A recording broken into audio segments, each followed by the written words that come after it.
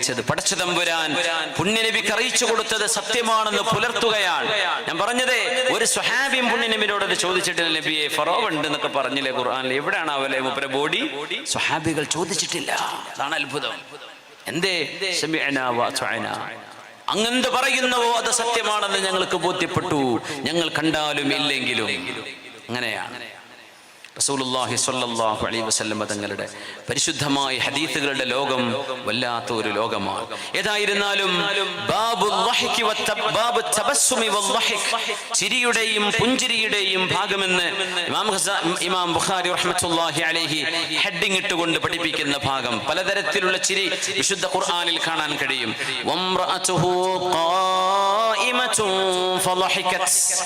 ഇബ്രാഹിം നബി അലൈഹിസ്സലാമിന്റെ ഭാര്യയായ സാറ ബീവി പുഞ്ചിരിച്ചു, ചിരിച്ചു. എപ്പോ? സാറാ ബീവിയുടെ ഖബറുള്ളത് ഹിബ്രോണിലാണ്. ഹിബ്രോൺ എന്ന് പറഞ്ഞാൽ ഇസ്രായേൽ ഭരിക്കുന്ന സ്ഥലമാണ്, ഫലസ്തീനിന്റെ ഒക്യുപ്പൈഡ് പാലസ്റ്റൈൻ. ഹിബ്രോൺ, ഖലീൽ എന്നാണ് അറബിയിൽ പറയാ. സ്ഥലത്തിന്റെ പേര് ഖലീൽ, ഇബ്രാഹിം നബി അലൈഹിസ്സലാമിന്റെ പേരിലാണുള്ളത്. ഇബ്രാഹിം നബി അലൈഹിസ്സലാമിന്റെ അൽ ഹറമുൽ ഖലീലി എന്ന് പറയുന്ന ആ ഒരു പള്ളിയിലേക്ക് ഒരുപാട് സ്റ്റെപ്പ് ഉണ്ട്. സ്റ്റെപ്പ് കയറുമ്പോൾ തന്നെ വലതു ഭാഗത്ത് യൂസുഫ് നബി അലൈഹിസ്സലാം, മേലോട്ട് കയറി ചെന്ന് റൈറ്റിലേക്ക് ചെന്ന് പ്രധാന പള്ളിയിലേക്ക് കയറി ചെല്ലുന്നിടത്ത് ഹാദിഹി ഉമ്മുനാ സാറ, നമ്മുടെ ഉമ്മയായ സാറാ ബീവിയാണിത് എന്ന് എഴുതി വെച്ചിട്ടുണ്ട്. അവിടെ മഹദിയുടെ ഖബറുണ്ട് അവിടെ. അത് കഴിഞ്ഞ് ഇടത്തോട്ട് പള്ളിയുടെ മുൻവശത്തേക്ക് മെഹ്റാബിന്റെ ഭാഗത്തേക്ക് ചെന്നാൽ ഇമാമ് മിമ്പറ നിൽക്കുന്ന മിമ്പറയുടെ തൊട്ടു മുമ്പിൽ മഹാനായ ഇസ്ഹാഖ് നബി അലൈഹിസ്സലാം, അതിന്റെ നേരെ ഇടതുഭാഗം ഇസ്ഹാഖ് നബിയുടെ ഭാര്യ റിഫ്ഖ ബീവി, അതിന്റെ ബാക്കിൽ ഖലീലുല്ലാഹി ഇബ്രാഹിം അലൈഹിസ്സലാം. ഇബ്രാഹിം അലൈഹിസ്സലാം അപ്പുറത്തൊരു റൂമുണ്ട്, അവിടെയാണ് മഹാനായ യാക്കൂബ് അലൈഹിസ്സലാം. യാക്കൂബ് നബിനെ ജൂതന്മാരാ. യാക്കൂബ് നബിയുടെ യാക്കൂബ് എന്ന നബിയുടെ മറ്റൊരു പേരാണ് ഇസ്രായേൽ. അതുകൊണ്ട് ജൂതന്മാര് ഇത് ഞങ്ങളുടെ ആളാന്ന് പറഞ്ഞത് അവരുടെ ഭാഗമായി വെച്ചില്ല. അവിടെ നമുക്ക് സിയാറത്ത് ചെയ്യാൻ കഴിയില്ല, യാക്കൂബ് നബിനെ കാണാൻ കഴിയില്ല. യാക്കൂബ് നബി ജൂതന്മാരുടെ ഭാഗമാണ്. അവര് യാക്കൂബ് നബി യാക്കൂബ് എന്ന വാക്ക്, ഇസ്രായേൽ എന്നത് യാക്കൂബ് നബിന്റെ അപരനാമമാണ്. അപ്പൊ അങ്ങനെ ഒരു വല്ലാത്തൊരു അവർക്കൊരു ഇമോഷണൽ ബന്ധം യാക്കൂബ് നബിയോടുണ്ടെന്നാണ് അവർ പറയാ. അവരൊക്കെ അംബിയ ലാ നുഫരിഖു ബൈന അഹദിൻ മിർ റുസുലി. സാറാ ബീവി ഉണ്ട് അവിടെ. ആരുടെ ഉമ്മയാണ്? ഇസ്ഹാഖ് നബിയുടെ ഉമ്മയാണ്. ഇസ്ഹാഖ് നബിന്റെ മഖാമും ആ ഒരൊറ്റ പള്ളി കോമ്പൗണ്ടിന്റെ ഉള്ളിലാണ്. ഇസ്ഹാഖിന് ഇപ്പുറത്തെ റിഫ്ഖ ബീവി. റഫീഖ് എന്ന് പറയില്ലേ, റിഫ്ഖ. ആ റിഫ്ഖയാണ് ഇംഗ്ലീഷുകാരൻ റബേക്ക എന്നാക്കിയത്. ഇംഗ്ലീഷിലൊക്കെ റബേക്ക എന്ന് പറഞ്ഞ പെൺകുട്ടികളുടെ പേരുണ്ടോ? റബേക്ക ബെക്ക എന്ന് പറയും. ചെറിയ അതിന്റെ തസ്ഗീറാക്കിട്ട് ബെക്ക എന്ന് പറയും, റബേക്ക. അത് ആരാണ്? റിഫ്ഖയാണ്. ഇസ്ഹാഖ് നബിന്റെ ഭാര്യയുടെ പേരാണത്, റിഫ്ഖ ബീവി റളിയല്ലാഹു അൻഹാ. സാറാ ബീവി അവിടെ ഉണ്ട്.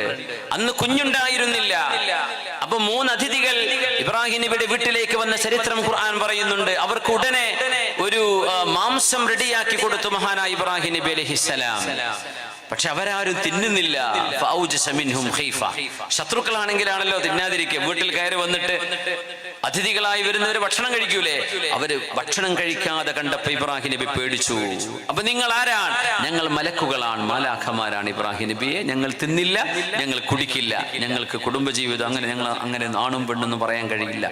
നിങ്ങൾ അല്ലാഹുവിന്റെ സൃഷ്ടികളാണ്. എന്തിനു വന്നതാണ്? 2 മിഷൻ ഞങ്ങളുടെ മുമ്പിലുണ്ട്. ഒന്ന്, ലൂത്ത് നബി അലൈഹിസ്സലാമിന്റെ സമൂഹം സ്വവർഗഭോഗികളാണ്, ഹോമോസെക്ഷൽസ്, ഗെയ്സ് എന്ന് പറയും. ഇപ്പോഴത്തെ കാലഘട്ടങ്ങളിൽ ഇതൊക്കെ വലിയ ട്രെൻഡ്. ചിലർ പറയാം അതൊരു അസുഖമാണ്, അവരെ കുറ്റം പറയാൻ പറ്റൂല. ഇന്നത്തെ ഇബ്ലീസിന്റെ ഏറ്റവും വലിയ കുതന്ത്രമാണിത്. തിന്മയിലേക്ക് മനുഷ്യൻ ടെൻഡൻസി ഉണ്ടാകും. അത് ഹോർമോണുകൾ പ്രവർത്തിക്കുമ്പോൾ തന്നെ ഉണ്ടാവുക. പക്ഷേ ഒരു സംഗതിയുടെ മോറൽ സൈഡിനെ തീരെ കണ്ണുകൊണ്ട് കാണാതെ, ചിലർക്ക് പെണ്ണിനെ കല്യാണം കഴിക്കണം എന്നല്ല തോന്നുക, ആണിനെ കല്യാണം കഴിക്കാനാ തോന്നുന്നതെന്ന്. അങ്ങനെ ആയിക്കോട്ടെ, അതിനെ സമ്മതിച്ചു കൊടുക്കുന്ന രാജ്യങ്ങളുണ്ട്, അതിനുവേണ്ടി നിയമനിർമ്മാണം നടത്തുന്ന സംവിധാനങ്ങളുണ്ട്. ഇസ്ലാമിൽ അത് ഹറാമാണെന്ന് മാത്രമല്ല, മനുഷ്യൻ ചെയ്യാൻ പാടില്ലാത്ത കടുത്ത പാതകമാണിതെന്ന് പറഞ്ഞ് ലൂത്ത് നബി അലൈഹിസ്സലാമിന്റെ സമൂഹത്തെ സൊഡോം ഗൊമറ എന്ന് പറയുന്ന 2 നാടുകളെ, ചാവുകടലിന്റെ തൊട്ടപ്പുറത്തുള്ള നാടുകളാണ്. ഇന്നും ചാവുകടലിന്റെ സൈഡിലൂടെ ഈജിപ്തിലേക്ക്, സീനായിലേക്ക് യാത്ര ചെയ്താൽ നമ്മുടെ വലതുഭാഗം ചെളിയായി മറിച്ചിടപ്പെട്ട സ്ഥലം കാണാൻ കഴിയും. അവിടെയാണ് സൗജത്തു ലൂത്ത് എന്ന് എഴുതി വെച്ചിട്ടുണ്ട്. ലൂത്ത് നബിയുടെ ഭാര്യ. ഒരു പാറയുടെ മുകളിലേക്ക് നോക്കിയാൽ ഒരു പെണ്ണിന്റെ രൂപം പോലെ ഒരു പാറക്കല്ല് കാണാൻ കഴിയും. അത് ലൂത്ത് നബിന്റെ ഭാര്യയാണ്, നമുക്കറിയില്ല. പക്ഷേ അവിടെ അങ്ങനെ ഒരു ബോർഡ് വെച്ചിട്ടുണ്ട്, സൗജത്തു ലൂത്ത് അലൈഹിസ്സലാം. ആ നാടിനെ കീഴ്മേൽ മറിച്ചിട്ടതാണ്. എന്താ അവരുടെ വിഷയം? ഗൈസ്, സ്വവർഗഭോഗികളായിരുന്നു അവര്. ലൂത്ത് നബി പറഞ്ഞു, എന്ത് പണിയാ നിങ്ങൾ ചെയ്യുന്നത്? മാന്യമായി വിവാഹം ചെയ്ത് ജീവിച്ചൂടെ? അവര് പറഞ്ഞു, നിങ്ങ വല്ല പുണ്യവാളനായി നിൽക്കണ്ട ലൂത്തെ, നിന്നെ ഞങ്ങൾ കല്ലെടുത്ത് കൊല്ലും. അള്ളാന്റെ അദാബ് അങ്ങോട്ട് വന്നു, ഭൂമിക്ക് കീഴ്മേൽ മറിച്ചിട്ടതാണ്. ഇപ്പൊ എന്താ പറയാന്നറിയോ? അതൊക്കെ ഒരു അവരുടെ നാച്ചുറൽ ടെൻഡൻസിയാണ്. They are born gays, so they should be married to the similar gender. എന്ത് വിടുവായുത്തമാണ് ഈ പറയുന്നത്? ഒരു കുട്ടി പറയാം, എനിക്കിങ്ങനെ എല്ലാവരും അടിക്കാൻ ഭയങ്കര ഇഷ്ടമാണ്, ഞാൻ അങ്ങനെ ജനിച്ചത്, എന്റെ ഹോർമോൺ അങ്ങനെ, കാണുമല്ലോ മുഴുവൻ അടിക്കലാണ്. നിങ്ങൾ അടിക്കാൻ വിടുവോ? ഒരുത്തിന് തോന്നുന്നു വ്യഭിചരിച്ച് നടക്കണം, അവന്റെ ഹോർമോൺ അങ്ങനെയാണ്, നിങ്ങൾ വിടുവോ അതിനെ? ഒരുത്തൻ പറയുന്നു മോഷണം ചെയ്യലാണ് അവന്റെ ജോലി, എനിക്കങ്ങനെ തോന്നുന്നു, ആ ഒരു ടെൻഡൻസി ജന്മനാ എന്റെ ബോഡിയിലുണ്ട്, നിങ്ങൾ വിടുവോ? അതൊന്നും ചിന്തിക്കൂല. സ്വവർഗബോധം പറയുമ്പോ യുക്തിവാദികൾ അടക്കമുള്ള ആളുകൾ എഴുന്നേറ്റ് വരും, ഞങ്ങൾ ഓല ആൾക്കാരാന്ന് പറയാൻ. ഇതൊക്കെ നിയന്ത്രിക്കാൻ കഴിയുന്ന സംവിധാനത്തിലാണ് മനുഷ്യ ശരീരത്തെ അള്ളാഹു പടച്ചത്. എല്ലാ മനുഷ്യർക്കും ദുരാഗ്രഹങ്ങളില്ലാഞ്ഞിട്ടാണോ? വ്യഭിചാരം ഇഷ്ടപ്പെടാത്തവരുണ്ടോ മനുഷ്യരിൽ? പക്ഷേ അള്ളാഹുവിന് വേണ്ട, പടച്ച തമ്പുരാൻ അരുതെന്ന് പറഞ്ഞു. ആ വഴിക്ക് നമ്മൾ ചിന്തിക്കുന്നില്ല. മദ്യപാനമാവട്ടെ, ലഹരിയാവട്ടെ, മനുഷ്യൻ എന്ന നിലയിൽ നമ്മുടെ ശരീരം ആഗ്രഹിച്ചേക്കാം, പക്ഷേ എന്റെ റബ്ബിനത് ഇഷ്ടമല്ല, നമ്മൾ തൊടില്ല. ഗെയ്സും ലെസ്ബിയൻസും ഒക്കെ ഇത് തന്നെയാണ് വിഷയം. അരാജകത്വത്തിന് കോണി വെച്ചു കൊടുക്കുക, അരാജകത്വത്തിന് സല്യൂട്ട് അടിച്ചു കൊടുക്കുക. നിങ്ങൾ ചെയ്തോളൂ, നിങ്ങൾക്ക് ബാക്ക് സപ്പോർട്ട് ഞങ്ങളുണ്ട്. ഇത് പിശാചിന്റെ പണിയാണ്, ഇത് പിശാചിന്റെ പണിയാണ്. സയ്യിദുനാ അലി ഇബ്നു അബീ ത്വാലിബ് റളിയല്ലാഹു അൻഹു അവർക്ക് കൊടുത്ത ശിക്ഷ പഠിക്കണം. ചരിത്രത്തിൽ ദാരുണമായുള്ള ശിക്ഷ കൊടുത്തിട്ടുണ്ട് മഹാനായ അലി ഇബ്നു അബീ ത്വാലിബ് റളിയല്ലാഹു അൻഹു. വ്യഭിചാരത്തിന്റെ ശിക്ഷയെക്കാളും കടുത്ത ശിക്ഷയാണ് സ്വവർഗഭോഗ രോഗികൾക്ക് കൊടുത്തത്. ഇസ്ലാമിന്റെ ചരിത്രം അതാണ്. ഇത് മുസ്ലിമീങ്ങളോടാണ് ഞാൻ പറയുന്നത്. സ്വവർഗഭോഗം നല്ലതാണെന്ന് ചിന്തിക്കുന്ന ഒരു സ്വതന്ത്രവാദി, നീ നിന്റെ വഴിക്ക് പോയിക്കോ, നിന്നോടൊന്നുമല്ല ഞാൻ സംസാരിക്കുന്നത്. ഞാൻ സംസാരിക്കുന്നത് എന്റെ ഉമ്മത്തിനോടാണ്. അതുകൊണ്ട് ക്ലിപ്പ് ഉണ്ടാക്കി വരാൻ നിൽക്കണ്ട, നീ നിന്റെ വഴിക്ക് പോയിക്കോ. എന്റെ ഉമ്മത്തിനോടാണ് ഞാൻ സംസാരിക്കുന്നത്. നമ്മുടെ മൈൻഡുകൾ കറപ്റ്റ് ചെയ്യപ്പെടരുത്. ധാർമ്മികതയും നന്മയും ലോകത്ത് നിലനിൽക്കണം. മനുഷ്യനെ മൃഗമാക്കി മാറ്റാനാണ് ഇവിടെ പലരും ശ്രമിച്ചുകൊണ്ടിരിക്കുന്നത്. നമ്മൾ മൃഗമല്ല, we are humans. നമ്മൾ എയ്പ്പുകളിൽ നിന്നുണ്ടായ കുരങ്ങളിൽ നിന്ന് ജനിച്ചു വളർന്നവരല്ല നമ്മൾ. ഖലഖല്ലാഹു ആദം അലൈഹിസ്സലാം അലാ സൂറതിഹി. സയ്യിദുനാ ആദം നബി അലൈഹിസ്സലാം അതേ രൂപത്തിൽ പടക്കപ്പെട്ട നബിയാണ്, മനുഷ്യനാണ്. കുഞ്ഞായിട്ട് വളർന്നവരല്ല, കുരങ്ങിന്റെ രൂപം മാറിയതല്ല. ആദം നബിയുടെ രൂപം ഏതാണോ അതേ രൂപത്തിൽ തന്നെയാണ് അല്ലാഹു ആദം നബിനെ പടച്ചത്. മനുഷ്യന്റെ ഹ്യൂമൻ ബ്രെയിൻ, ഇത് പരിണാമ സിദ്ധാന്തത്തിന് വിശദീകരിക്കാൻ കഴിയില്ല. മനുഷ്യന്റെ ബ്രെയിൻ ഇങ്ങനെ ഡെവലപ്പ് ആയത് ഒരു ചിമ്പാൻസിയിൽ നിന്നാണെന്ന് പറയാൻ കഴിയോ? അതുകൊണ്ട് ഇത്തരത്തിലുള്ള ചവറുകൾ ഈ ഉമ്മത്തിന്റെ മുമ്പിലേക്ക് വലിച്ചെറിയപ്പെടുമ്പോ നമ്മളൊക്കെ ശ്രദ്ധിക്കണം. അരാജകത്വത്തിലേക്ക് കൊണ്ടുപോവുകയാണ്. ഇബ്രാഹിം നബി അലൈഹിസ്സലാമിന്റെ ചരിത്രത്തിലേക്ക് വരാം. മഹാനവറുകളുടെ മുമ്പിൽ മഹാന്മാരായ അള്ളാഹുവിന്റെ ദൂതന്മാർ, ഏഞ്ചൽസ്, അവർ പറഞ്ഞു, ഇബ്രാഹിം നബിയെ, രണ്ട് ദൗത്യമാണ് ഞങ്ങളുടെ മുമ്പിൽ. ഒന്ന്, ലൂത്ത് നബിയുടെ നാട്ടുകാരെ കീഴ്മേൽ മറിച്ചിടാൻ പോവുകയാണ്. ഇന്ന ഫീഹാ ലൂത്താ, എന്റെ കസിനാണ് ലൂത്ത് നബി. അവിടെ വിശ്വാസികളുണ്ടല്ലോ, അവർക്കോ? അവരെയൊക്കെ നമ്മൾ രക്ഷപ്പെടുത്തും. പക്ഷേ സ്വർഗ്ഗഭോഗികളായി ജീവിക്കുന്ന അവരെ നമ്മൾ കീഴ്മേൽ മറിച്ചിടുകയാണ്. അല്ലാഹു മറിച്ചിട്ടു. അത്തരം സംഭവങ്ങൾ നടന്നത് ഇന്നത്തെ സദേൺ യൂറോപ്പിന്റെ പല ഭാഗങ്ങളിലുമുണ്ട്. ജർമ്മനിയുടെയോ ഇറ്റലിയുടെയോ ഭാഗങ്ങളിൽ സ്വർഗ്ഗഭോഗം ചെയ്ത വ്യഭിചാരികളായ തെമ്മാടികളായ ആളുകളെ ലാവകൾ വന്ന് ദേഹത്തിലൂടെ ഒഴിച്ചിട്ട് കല്ലുകളായി നഗ്നരായി കിടക്കുന്ന ഇപ്പോഴും മ്യൂസിയം ഉണ്ട് അവിടെ. മൂംപി എന്നാണ് ഇതിന് പറയുന്നത്. ആ പ്രദേശത്തിന് ഏത് കൺട്രിയിലേക്ക്, ജർമ്മനിയിലാണോ അല്ലെങ്കിൽ ഇറ്റലിയിലാണോ എന്ന് എനിക്കറിയില്ല. മൂംപി എന്നാരെങ്കിലും നോക്കിയിട്ട് പറഞ്ഞതാ. സ്വവർഗ രോഗികളും വ്യഭിചാരികളുമായ ഒരു നാട്ടുകാർക്ക് മീതെ ലാവ ഒഴുകി വന്നപ്പോ നഗ്നരായി കല്ലായി മാറിപ്പോയ മനുഷ്യ രൂപങ്ങൾ, ഒരു ടൗണ് മുഴുവൻ അങ്ങനെ അള്ളാഹുവിന്റെ ശിക്ഷ വന്നതാണ്. ആരെങ്കിലും നോക്കിയോ? ഒന്ന് ഗൂഗിൾ ചെയ്ത് നോക്കി, ഒന്ന് പരിശോധിച്ചു. മൂംപി എന്ന് പറയുന്ന പ്രദേശം അള്ളാഹുവിന്റെ അദാബാണ്. ഖുർആൻ പറഞ്ഞ ചരിത്രങ്ങൾ ചിലത് നമുക്കറിയും, ചിലത് അറിയില്ല. അള്ളാഹു പറയും ഇവരൊന്നും വിടൂല. അതുകൊണ്ട് അരാജകത്വങ്ങളിലേക്ക് പോകല്ലേ. ഒരൊറ്റ ജീവിതമേ നമ്മുടെ മുമ്പിലുള്ളൂ. 60-70 വയസ്സ് എത്തുമോ എന്ന് പോലും അറിയില്ല. അതിനിടക്ക് മരിക്കുമോ എന്നറിയില്ല. ഈ ഒരു ജീവിതം കൊണ്ട് നമുക്ക് സ്വർഗം കിട്ടണം. 2 ഓപ്ഷനേ ഉള്ളൂ. ഒന്നുകിൽ ഈ ജീവിതം കൊണ്ട് നിങ്ങൾക്ക് സ്വർഗം വാങ്ങിക്കാം, അല്ലെങ്കിൽ നിങ്ങൾക്ക് കാലാകാലം നരകത്തിലേക്ക് പോകാം. ഈ ഓപ്ഷനാണ് ഖുർആൻ നൽകുന്നത്. എന്ത് ചെയ്യണം നിങ്ങൾ തീരുമാനിച്ചോ. രണ്ടാം ചാൻസ് ഇല്ല. There is no second chance. ഒരു ലൈഫേ നിങ്ങൾക്കുള്ളൂ. ആ ഒരു ലൈഫ് കൊണ്ട് കുതിര കളിക്കണോ, അതല്ല ഉത്തരവാദിത്വത്തോടുകൂടെ മനുഷ്യന് ബുദ്ധി തന്ന് പറഞ്ഞയച്ച പടച്ചതമ്പുരാന്റെ നിർദ്ദേശങ്ങൾ അനുസരിച്ച് ജീവിക്കണമോ? It's up to you. ആരും ആരെയുടെ നിർബന്ധിക്കുന്നില്ല, നിങ്ങളുടെ ഇഷ്ടമാണ്. ഫമൻ അമില സ്വാലിഹൻ ഫലിനഫ്സി. നന്മ ചെയ്യുന്നവർ അവരോട് തന്നെയാണ് നന്മ ചെയ്യുന്നത്. ആരെങ്കിലും തിന്മ ചെയ്യുന്നുവെങ്കിൽ അവരവരോട് തന്നെയാണ് തിന്മ ചെയ്യുന്നത്. വളരെ മനോഹരമാണ് അള്ളാഹുവിന്റെ ഭാഷ. ലാ ഇക്റാഹ ഫിദ്ദീൻ. There is no compulsion in the matter of religion. ഒരു നിർബന്ധ പരിവർത്തനം ആരോട്? എന്ത് ലവ് ജിഹാദ്, മണ്ണാങ്കട്ട, വെറുതെ ഓരോ അഭ്യാസം പറയുന്നത്. ആരാണിത് ചെയ്യുന്നത്? മീഡിയകൾ പടച്ചുണ്ടാക്കുന്ന പച്ച നുണകൾ എന്നല്ലാതെ ഇസ്ലാമിൽ ഇഷ്ടം പോലെ ആൾക്കാരുണ്ട്. ആള് കുറഞ്ഞൊരു വിഷയം ഇവിടെ ഇല്ല. ഉള്ള ആളുകൾ ക്വാളിറ്റി ഉള്ളവരാകണം എന്ന് മാത്രമാണ് നമുക്ക് പറയാനുള്ളത്. ആള് കുറവല്ല ഇവിടെ വിഷയം. നിങ്ങളുടെ വിശ്വാസത്തിന് ക്വാളിറ്റി വേണം.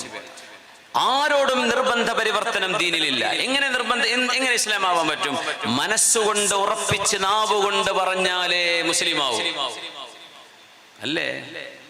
എന്നല്ല വെറുതെ 10 തൊട്ട് ഒരാൾ ഇങ്ങനെ അഷ്ഹദു അല്ലാ ഇലാഹ ഇല്ലല്ലാഹ് എന്ന് പറഞ്ഞാൽ മുസ്ലിം ആവോ? അവന്റെ മനസ്സുകൊണ്ട് അയാൾ വിശ്വസിക്കണ്ടേ? നിങ്ങൾ ആരെ നിർബന്ധിച്ച് പ്രലോഭിപ്പിച്ചാലും മനസ്സിനുള്ളിലുണ്ടോ ഇല്ലെന്ന് അയാൾക്കും പടച്ചവനല്ലേ അറിയൂ. മനസ്സിലുണ്ടെങ്കിലല്ലേ വിശ്വാസം സ്വീകരിക്കപ്പെടൂ. പിന്നെ എങ്ങനെ നിർബന്ധ പരിവർത്തനം എന്ന് പറയാം? എങ്ങനെ പിന്നെ കമ്പൽഷൻ ഉണ്ട് എന്ന് പറയാ? ഇസ്ലാം എന്ന ആദർശം തന്നെ കമ്പൽ ചെയ്യാൻ പറ്റാത്ത വിഷയമാണ്. നിങ്ങളുടെ ഹൃദയത്തിനുള്ളിൽ കിടക്കുന്ന വിഷയമാണ്. പേടിപ്പിച്ചിട്ട് ഇങ്ങനെ കത്തി കാണിച്ചെടുത്ത് ചെയ്യാൻ പറ്റുന്ന കാര്യമല്ലത്. പ്രത്യക്ഷത്തിൽ പറഞ്ഞേക്കാം മുസ്ലിമാണോ? അല്ല. ശംസുൽ ഉലമയുടെ സംഭവം അങ്ങനെ പറയാറുണ്ട്. അങ്ങനെ അഷ്ഹദു അല്ലാ ഇലാഹ ഇല്ലല്ലാഹ് എന്ന് പറഞ്ഞാൽ മുസ്ലിം ആവൂലേ മുലിയാരെ എന്ന് ചോദിക്കുകയാണ്. കോടതിയിൽ വക്കീലിനെ കൂടെ പറഞ്ഞു, രണ്ടിട്ടും കൂടെ പറയുന്നു, ഇപ്പൊ നിങ്ങൾ മുസ്ലിം ആയോ? ഇല്ലല്ല ഞാനത് പറയാം. അതന്നെ, ഇങ്ങനെ പറഞ്ഞാലൊന്നും മുസ്ലിം ആവൂല. വക്കീൽ 3 വട്ടം പറഞ്ഞില്ല അഷ്ഹദു അല്ലാ ഇലാഹ ഇല്ലല്ലാഹ്, ഇത് പറഞ്ഞാൽ മുസ്ലിം ആവൂലേ ഇസ്ലാമിൽ? മൂപ്പര് 3 വട്ടം പറഞ്ഞു. നിങ്ങൾ മുസ്ലിമാണോ അപ്പൊ എന്ന് ചോദിച്ചു. ഇല്ലല്ല ഞാനത് പറയാം. അത്രേനേ ഉള്ളൂ. ഇതിങ്ങനെ പറഞ്ഞാലൊന്നും ആവൂല. ഖൽബിനുള്ളിലേക്ക് കിടക്കണം. ഹൃദയം കൊണ്ട് വിശ്വസിച്ച് നാവ് കൊണ്ട് പറയുമ്പോഴേ ഇതാവുള്ളൂ. അല്ലാതെ ആർക്കും ആരെയുടെ നിർബന്ധിക്കാൻ കഴിയില്ല. അങ്ങനെ ഒരു സംഭവം ഇല്ല. പിന്നെ എന്തിനാ വെറുതെ ഇങ്ങനെ പറയണത്? ലവ് ജിഹാദ് അത് ഇത് എന്നൊക്കെ പറഞ്ഞ് ഹിന്ദു മുസ്ലിമിനെയും മുസ്ലിം ഹിന്ദുവിനെയും ക്രിസ്ത്യാനിയും അങ്ങോട്ടും ഇങ്ങോട്ടൊക്കെ പ്രേമത്തിന് കണ്ണും കയ്യും കാലമൊന്നും ഇല്ലല്ലോ. അങ്ങനെ പോകുന്നുണ്ട്. അതിനൊന്നും പേരിടണ്ട. അത് നമ്മുടെ ആളുകൾ ആരെങ്കിലും അതിലുണ്ടെങ്കിൽ അതിന്റെ പേര് പിന്നെ ജിഹാദ് പിന്നിൽ വരികയെന്ന് മാത്രം. അതൊരു രസമാണല്ലോ. ഇപ്പോൾ ആയിക്കോട്ടെ, മാങ്ങുള്ള മൂച്ചിമൊക്കെ ഏറി വരുള്ളൂ, അത് നല്ലതാണ്. അല്ലാത്ത മൂച്ചൊക്കെ ആര് കാണുന്ന മൂച്ചുണ്ടോ എന്ന് പോലും അറിയുന്നില്ല. അതുകൊണ്ട് നമുക്കതിലൊന്നും വിഷയമില്ല. ഇസ്ലാം ചർച്ചയാവട്ടെ. നിങ്ങൾ കുത്തിപ്പൊക്കി ഓരോന്നുണ്ടാക്കി കൊണ്ടുവരും. ലോകം ചർച്ച ചെയ്യട്ടെ. ഇവിടെ നന്മയും തിന്മയും സദാചാരവും എവിടെയാണെന്ന് മനുഷ്യൻ കണ്ണു തുറന്ന് കാണട്ടെ. അതിന് വിവാദങ്ങൾ ഉണ്ടാകുകയാണ് നല്ലത്. ഇസ്ലാം അങ്ങനെയാ വളർന്നത്. ഇങ്ങനെയൊക്കെ ഉണ്ടാവും, അതിലൊന്നും നമുക്കൊരു വിഷയവുമില്ല. അതൊന്നുകൊണ്ടും അള്ളാഹുവിന്റെ ദീനിന്റെ വെളിച്ചത്തെ ആർക്കും ഊതിക്കെടുത്താൻ കഴിയില്ല. ഇതൊരു ചരിത്ര യാഥാർത്ഥ്യമാണ്. ഇഖ്ബാൽ പണ്ടേ ഒരു രസകരമായ പാട്ടുപാടിപ്പോയി. ഇതൊരു റബ്ബർ പന്ത് പോലെയാണ്. ഇഖ്ബാലിന്റെ കവിതയാണത്. ഇതൊരു റബ്ബർ പന്ത് പോലെയാണ്. എത്ര അടിച്ച് തമർത്തുന്നുവോ അത്ര കണ്ടത് പൊങ്ങിക്കളയും. അതാണ് വിഷയം. അല്ലാഹുവേ നീ നിന്റെ ദീനിലേക്കുള്ള ഹിദായത്ത് മനസ്സിനുള്ളിൽ നന്മയുള്ള സർവ്വ മനുഷ്യർക്കും നൽകണമേ തമ്പുരാനെ. നന്മയുള്ളവർക്കേ ഹിദായത്ത് കിട്ടൂ, അല്ലാത്തവർക്ക് അത് കിട്ടൂല. നന്മയുള്ളവർക്കേ കിട്ടുള്ളൂ. ഹൃദയത്തിൽ നന്മയുള്ള ഓരോ മനുഷ്യനും ഈ വെളിച്ചം കിട്ടിയിരിക്കും. അത് കിട്ടിയ ഒരുപാട് ആളുകളുണ്ട്. ആരോടും വിളിച്ചു പറയാതെ സ്വകാര്യമായി നിസ്കരിക്കുന്ന ആളുകളുണ്ട്. പേരുമാറ്റാതെ ജീവിക്കുന്ന ആളുകളുണ്ട്. അവർക്കറിയാം ഇത് സത്യമാണ്. ആരും നിർബന്ധിക്കൂല. അങ്ങനെ സംഭവമില്ല. ലാ ഇക്റാഹ ഫിദ്ദീൻ. 3 മലക്കുകൾ വന്ന് മഹാനായ ഇബ്രാഹിം നബി അലൈഹിസ്സലാമിന്റെ വീട്ടിൽ വന്ന ചരിത്രത്തിലാണ് നമ്മളുള്ളത്. അവിടെയുണ്ട് മഹദിയായ സാറാ ബീവി റളിയല്ലാഹു അൻഹ. അപ്പോ രണ്ട് മിഷൻ, ഒന്ന് ഈ ഗൈസിനെ മുഴുവൻ നശിപ്പിക്കാൻ വേണ്ടി പോവാൻ, ലൂത്ത് നബിയെയും അവിടുത്തെ ബിലീവേഴ്സിനെയും we will save them all. അതിനെപ്പറ്റി നിങ്ങൾ worried ആവണ്ട, നമ്മൾ അവരെ രക്ഷപ്പെടുത്തും. രണ്ടാമത്തേത്, we are here to give you, to bid you, to give you a good news. Your wife shall bear a child. Sara ബീവിയെ ഞെട്ടിധരിച്ചു പോയി. നിങ്ങളുടെ ഭാര്യയ്ക്കൊരു കുട്ടി ഉണ്ടാവട്ടോ. വംറഅതുഹു ഖായിമതുൻ ഫളഹികത്. സാറാ ബീവി മുഖം പൊത്തിപ്പിടിച്ചങ്ങ് ചിരിച്ചു. ഈ വയസ്സത്തിയായ എനിക്കിനി കുട്ടി ഉണ്ടാവാനോ എന്ന് ചോദിച്ചു. അല്ലാഹുവിനത് എളുപ്പമാണ്. യർസുഖു മൻ യശാഉ ബിഗൈരി ഹിസാബ്. അല്ലാഹുവിനത് വിഷയമല്ല. വമാ ദാലിക അലല്ലാഹി ബിഅസീസ്. അല്ലാഹുക്കതൊന്നും വിഷയമല്ല. 20-30 കൊല്ലം കുട്ടികൾ ഉണ്ടാവാതിരിക്കുന്ന ദമ്പതികൾക്ക് മക്കളാവണില്ലേ? ആവണുണ്ട്. അള്ളാഹ്ക്കതൊന്നും വിഷയം. ചികിത്സ നടത്തിയിട്ടും നടത്താതെയും ഒക്കെ സംഭവിക്കണില്ലേ? എത്രയോ ഉദാഹരണങ്ങൾ. അള്ളാഹുവിനത് വിഷയമല്ല. നമ്മുടെ കൂട്ടത്തിലൊക്കെ മക്കളില്ലാത്ത ദമ്പതികൾ ഉണ്ടാവും. അള്ളാഹുർക്കൊക്കെ കൺകുളിർമയുള്ള മക്കളെ അള്ളാഹു നൽകട്ടെ. വൃദ്ധയായ ഞാൻ പ്രസവിക്കുകയോ, എന്റെ ഭർത്താവ് കണ്ടില്ലേ, പ്രായമായ മനുഷ്യൻ, മൂപ്പർക്ക് കുട്ടി ഉണ്ടാവേ. ഇബ്രാഹിമിന് 90 കഴിഞ്ഞിട്ടുണ്ട്. ഇബ്രാഹിം അലൈഹിസ്സലാം. ഇത് ഭയങ്കര അത്ഭുതമുള്ള കാര്യമാണല്ലോ. പറഞ്ഞു അവര് ചിരിച്ചു. അത് അത്ഭുതത്തിന്റെ ചിരിയാണ്. അവർക്ക് ജനിച്ച മോനാണ് മഹാനായ ഇസ്ഹാഖ് അലൈഹിസ്സലാം. ഇംഗ്ലീഷിൽ ഐസക് എന്ന് പറയും, ക്രിസ്ത്യാനികൾ ഐസക് പ്രവാചകൻ എന്ന് പറയും, നമ്മൾ ഇസ്ഹാഖ് എന്ന് പറയും അലൈഹിസ്സലാം. അവരാണ് ഇസ്ഹാഖ് അലൈഹിസ്സലാം, സൺ ഓഫ് ഇബ്രാഹിം അലൈഹിസ്സലാം. ഇബ്രാഹിം നബിയുടെ മകൻ ഇസ്ഹാഖ് അലൈഹിസ്സലാം.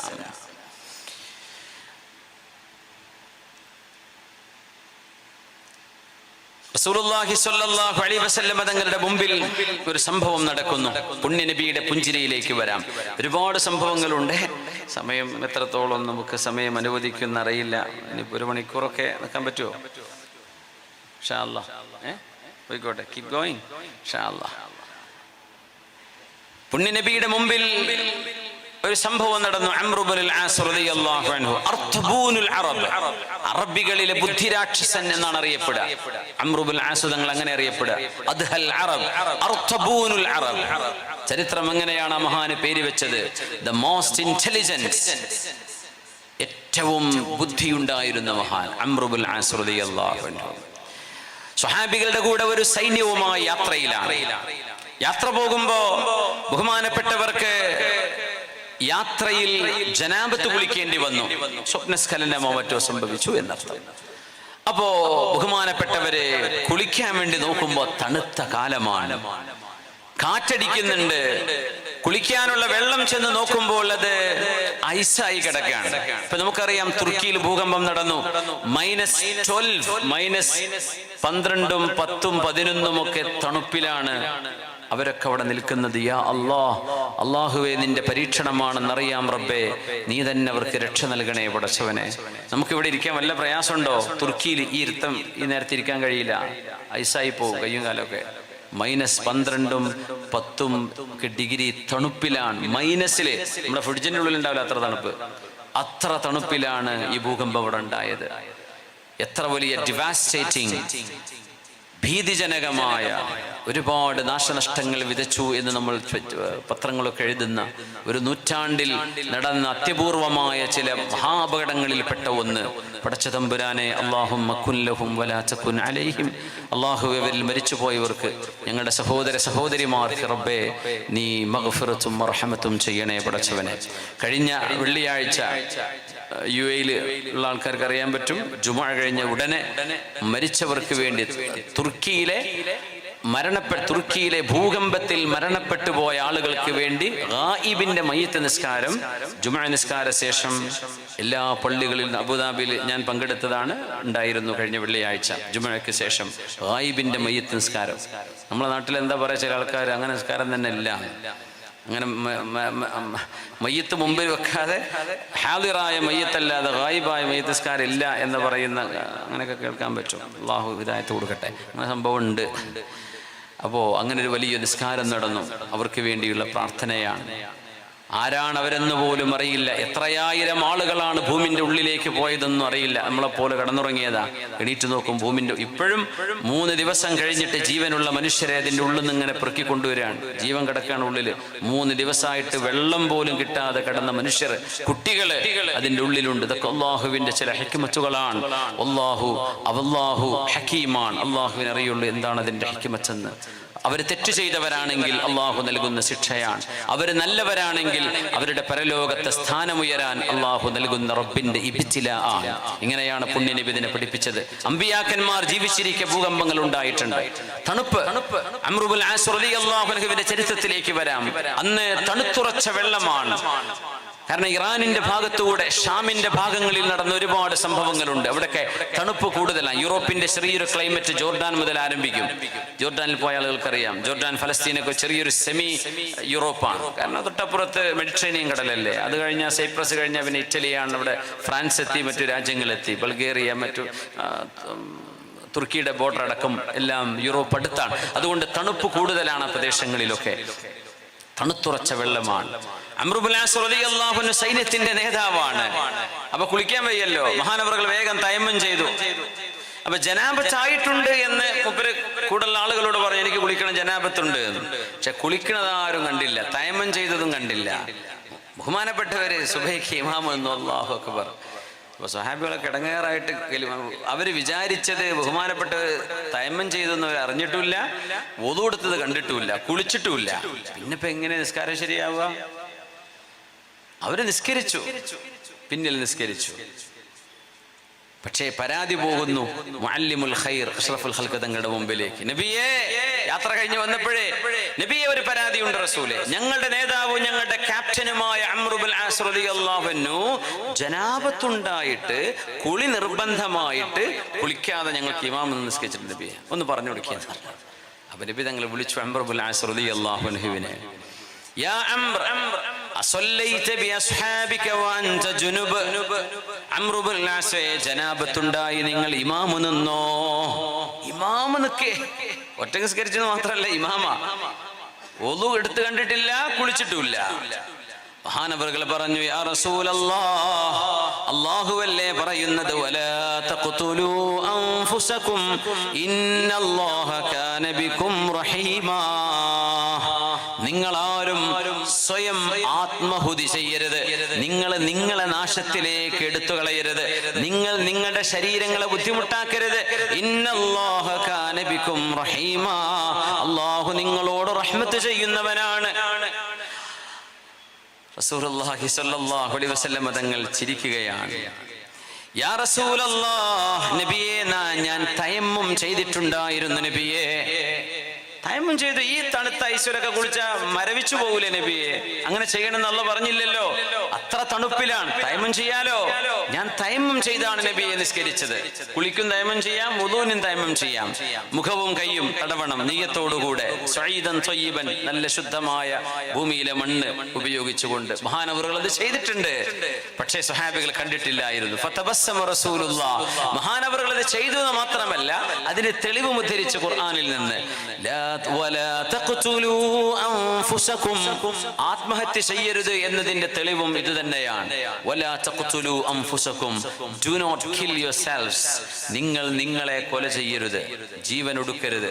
SLC തോറ്റെന്ന് വിചാരിച്ചിട്ട് അതൊന്നും ദുന്യാവിന്റെ അവസാനമൊന്നുമല്ല. ജയിക്കാലോ.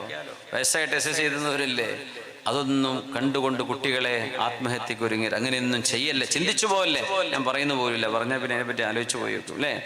സ്വഹീഹൈനിൽ ഇമാം ബുഖാരി, ഇമാം മുസ്ലിം റഹിമഹുമുല്ലാഹ് അല്ലാഹുവിന്റെ റസൂലിന്റെ ഒരു ഹദീസ് ഉദ്ധരിക്കുന്നുണ്ട്. മഹാനായ കഅബ് ഇബ്നു മാലിക് റളിയല്ലാഹു അൻഹുവിന്റെ. അവിടെ നബി പുഞ്ചിരിച്ചത് ഒരു ദേശത്തിന്റെ പുഞ്ചിരിയായിരുന്നു. തബൂക്കിലേക്ക് പോകുമ്പോ ജയ്ഷുൽ ഉസ്റ എന്ന് പറയുന്ന സൈന്യം, തബൂക്ക്, ഇന്ന് തബൂക്ക് ഇന്റർനാഷണൽ എയർപോർട്ട് ഉണ്ട്. തബൂക്ക് ഏറ്റവും വലിയ മനോഹരമായ പച്ചപ്പുള്ള സൗദിയിലെ ഒരു പ്രദേശമാണ് തബൂക്ക്. അത് നബിയുടെ ഒരു മുഅ്ജിസത്താണ്. ആ മുഅ്ജിസത്ത് തബൂക്കിലെ കോട്ടയിൽ എഴുതി വെച്ചിട്ടുണ്ട് വലിയൊരു ഫ്രെയിമിൽ. ഖാല റസൂലുള്ളാഹി സ്വല്ലല്ലാഹു അലൈഹി വസല്ലം മുആദ് ഇബ്നു ജബൽ, മുആദ് ഇബ്നു ജബൽ എന്നവരോട് അല്ലാഹുവിന്റെ റസൂൽ പറഞ്ഞു, യാ മുആദ് ഇൻ താലത് ബികൽ ഹയാ, മുആദേ നിങ്ങൾക്ക് ഒരുപാട് കാലം ജീവിക്കാൻ ഭാഗ്യമുണ്ടാവുകയാണെങ്കിൽ ലറഅയ്ത മാ ഹാദിഹി ജന്നാത്തിൻ വഉയൂന, ഈ പ്രദേശം അരുവികളും തോട്ടങ്ങളും ഉള്ളതായി നിങ്ങൾക്ക് കാണാൻ കഴിയും മുആദേ. ഇന്നവിടെ 2 വലിയ കമ്പനികളുണ്ട്. പച്ചക്കറി നടത്തുന്ന കമ്പനി, കൃഷി ചെയ്യുന്ന കമ്പനി. അതിന്റെ ഒരു പേര് ആസ്ട്ര എന്നാണ്. ആസ്റ്റർ മെഡിക്കൽസ് ഒക്കെ ഇവിടെ ഉണ്ട്. ഇത് ആസ്ട്ര എന്ന് പറയുന്ന ഒരു കമ്പനി, പിന്നെ വേറൊരു കമ്പനി ഞാൻ മറന്നുപോയി. 2 കമ്പനികൾ തബൂക്കിൽ ആയിരക്കണക്കിന് ഹെക്ടറുകൾ കൃഷി ചെയ്യാണ്. അവിടെ ഉണ്ടാവാത്ത സാധനങ്ങളില്ല. നമ്മൾ ആലോചിച്ചു, റബ്ബേ മരുഭൂമിയിൽ എങ്ങനെ കൃഷി നടത്താനാണ്? ഈത്തപ്പന ഉണ്ടാവുന്നല്ലാണ്ട് തക്കാളി മുതല് ജർജീർ മുതല് പിന്നെ സ്പൈസുകള് ഗോതമ്പ് വരെ കൃഷി ചെയ്യുന്നുണ്ട് തബൂക്കിൽ. ഗോതമ്പ് കൃഷി ചിന്തിക്കാൻ പറ്റുമോ? അപ്പൊ ഷാർജയിൽ തുടങ്ങി, ഷാർജ ഷെയ്ഖിന്റെ കീഴിൽ ഗോതമ്പ് കൃഷി കണ്ടിട്ടുണ്ടായിരിക്കും. എത്രയോ ഹെക്ടർ സ്ഥലം മണ്ണ് കൊണ്ടുവന്ന് നിറച്ചിട്ട് ഗോതമ്പ് കൃഷിയാണ്. തബൂക്കിൽ നടക്കുന്നുണ്ട് കൃഷി. തബൂക്കിൽ നിന്ന് ഇന്ത്യയിൽ ഉള്ളിക്ക് ക്ഷാമുള്ള കാലത്ത് തബൂക്കിൽ നിന്ന് ഇന്ത്യയിലേക്ക് ഇമ്പോർട്ട് ചെയ്തിരുന്നു എന്ന് പത്രത്തിൽ വായിച്ചിട്ടുണ്ടായിരിക്കും. തബൂക്കിൽ നിന്ന്, സൗദിയിൽ നിന്ന് ഇന്ത്യയിലേക്ക് ഒരു ഉള്ളിന്റെ പ്രശ്നം ഉണ്ടായിരുന്ന കാലം ഉണ്ടായിരുന്നില്ല. എനിക്ക് തോന്നുന്നു 98-ലോ 9-ലോ 2000-ന്റെ ആ ഒരു കാലഘട്ടത്തിൽ അന്ന് സൗദി നിങ്ങട്ട് ഉള്ളി എങ്ങനെയുണ്ട്, അത്രമാത്രം കൃഷി തബൂക്കിൽ നിന്നുണ്ട്. അത് ഹബീബിന്റെ ഒരു മുഅ്ജിസത്താണ്, നബി തങ്ങളുടെ പ്രഡിക്ഷനാണ്, അവിടുന്ന് പ്രവചിച്ചതാണ്. മുആദേ ഇവിടെ ഇനി തോട്ടങ്ങളായി കാണാൻ കഴിയും. അന്ന് തബൂക്കിൽ ഒരു ചെറിയ വെള്ളമുണ്ട്, അരുവി. തങ്ങൾ പറഞ്ഞു, സ്വഹാബികളെ ഞാൻ എത്തുന്നവരെ നിങ്ങൾ ആരും അങ്ങോട്ട് ഓടിച്ചെല്ലരുത്. ദാഹിച്ചിട്ടാ പോകുന്നത് തബൂക്കിലേക്ക്. മദീനയിൽ നിന്നൊരു ഏകദേശം 600 കിലോമീറ്ററോളം ദൂരമുണ്ട് തബൂക്കിലേക്ക്. ഞാൻ കഴിഞ്ഞ 2-3 മാസങ്ങൾക്ക് മുമ്പ് ഇതിലേക്ക് യാത്ര പോയിരുന്നു.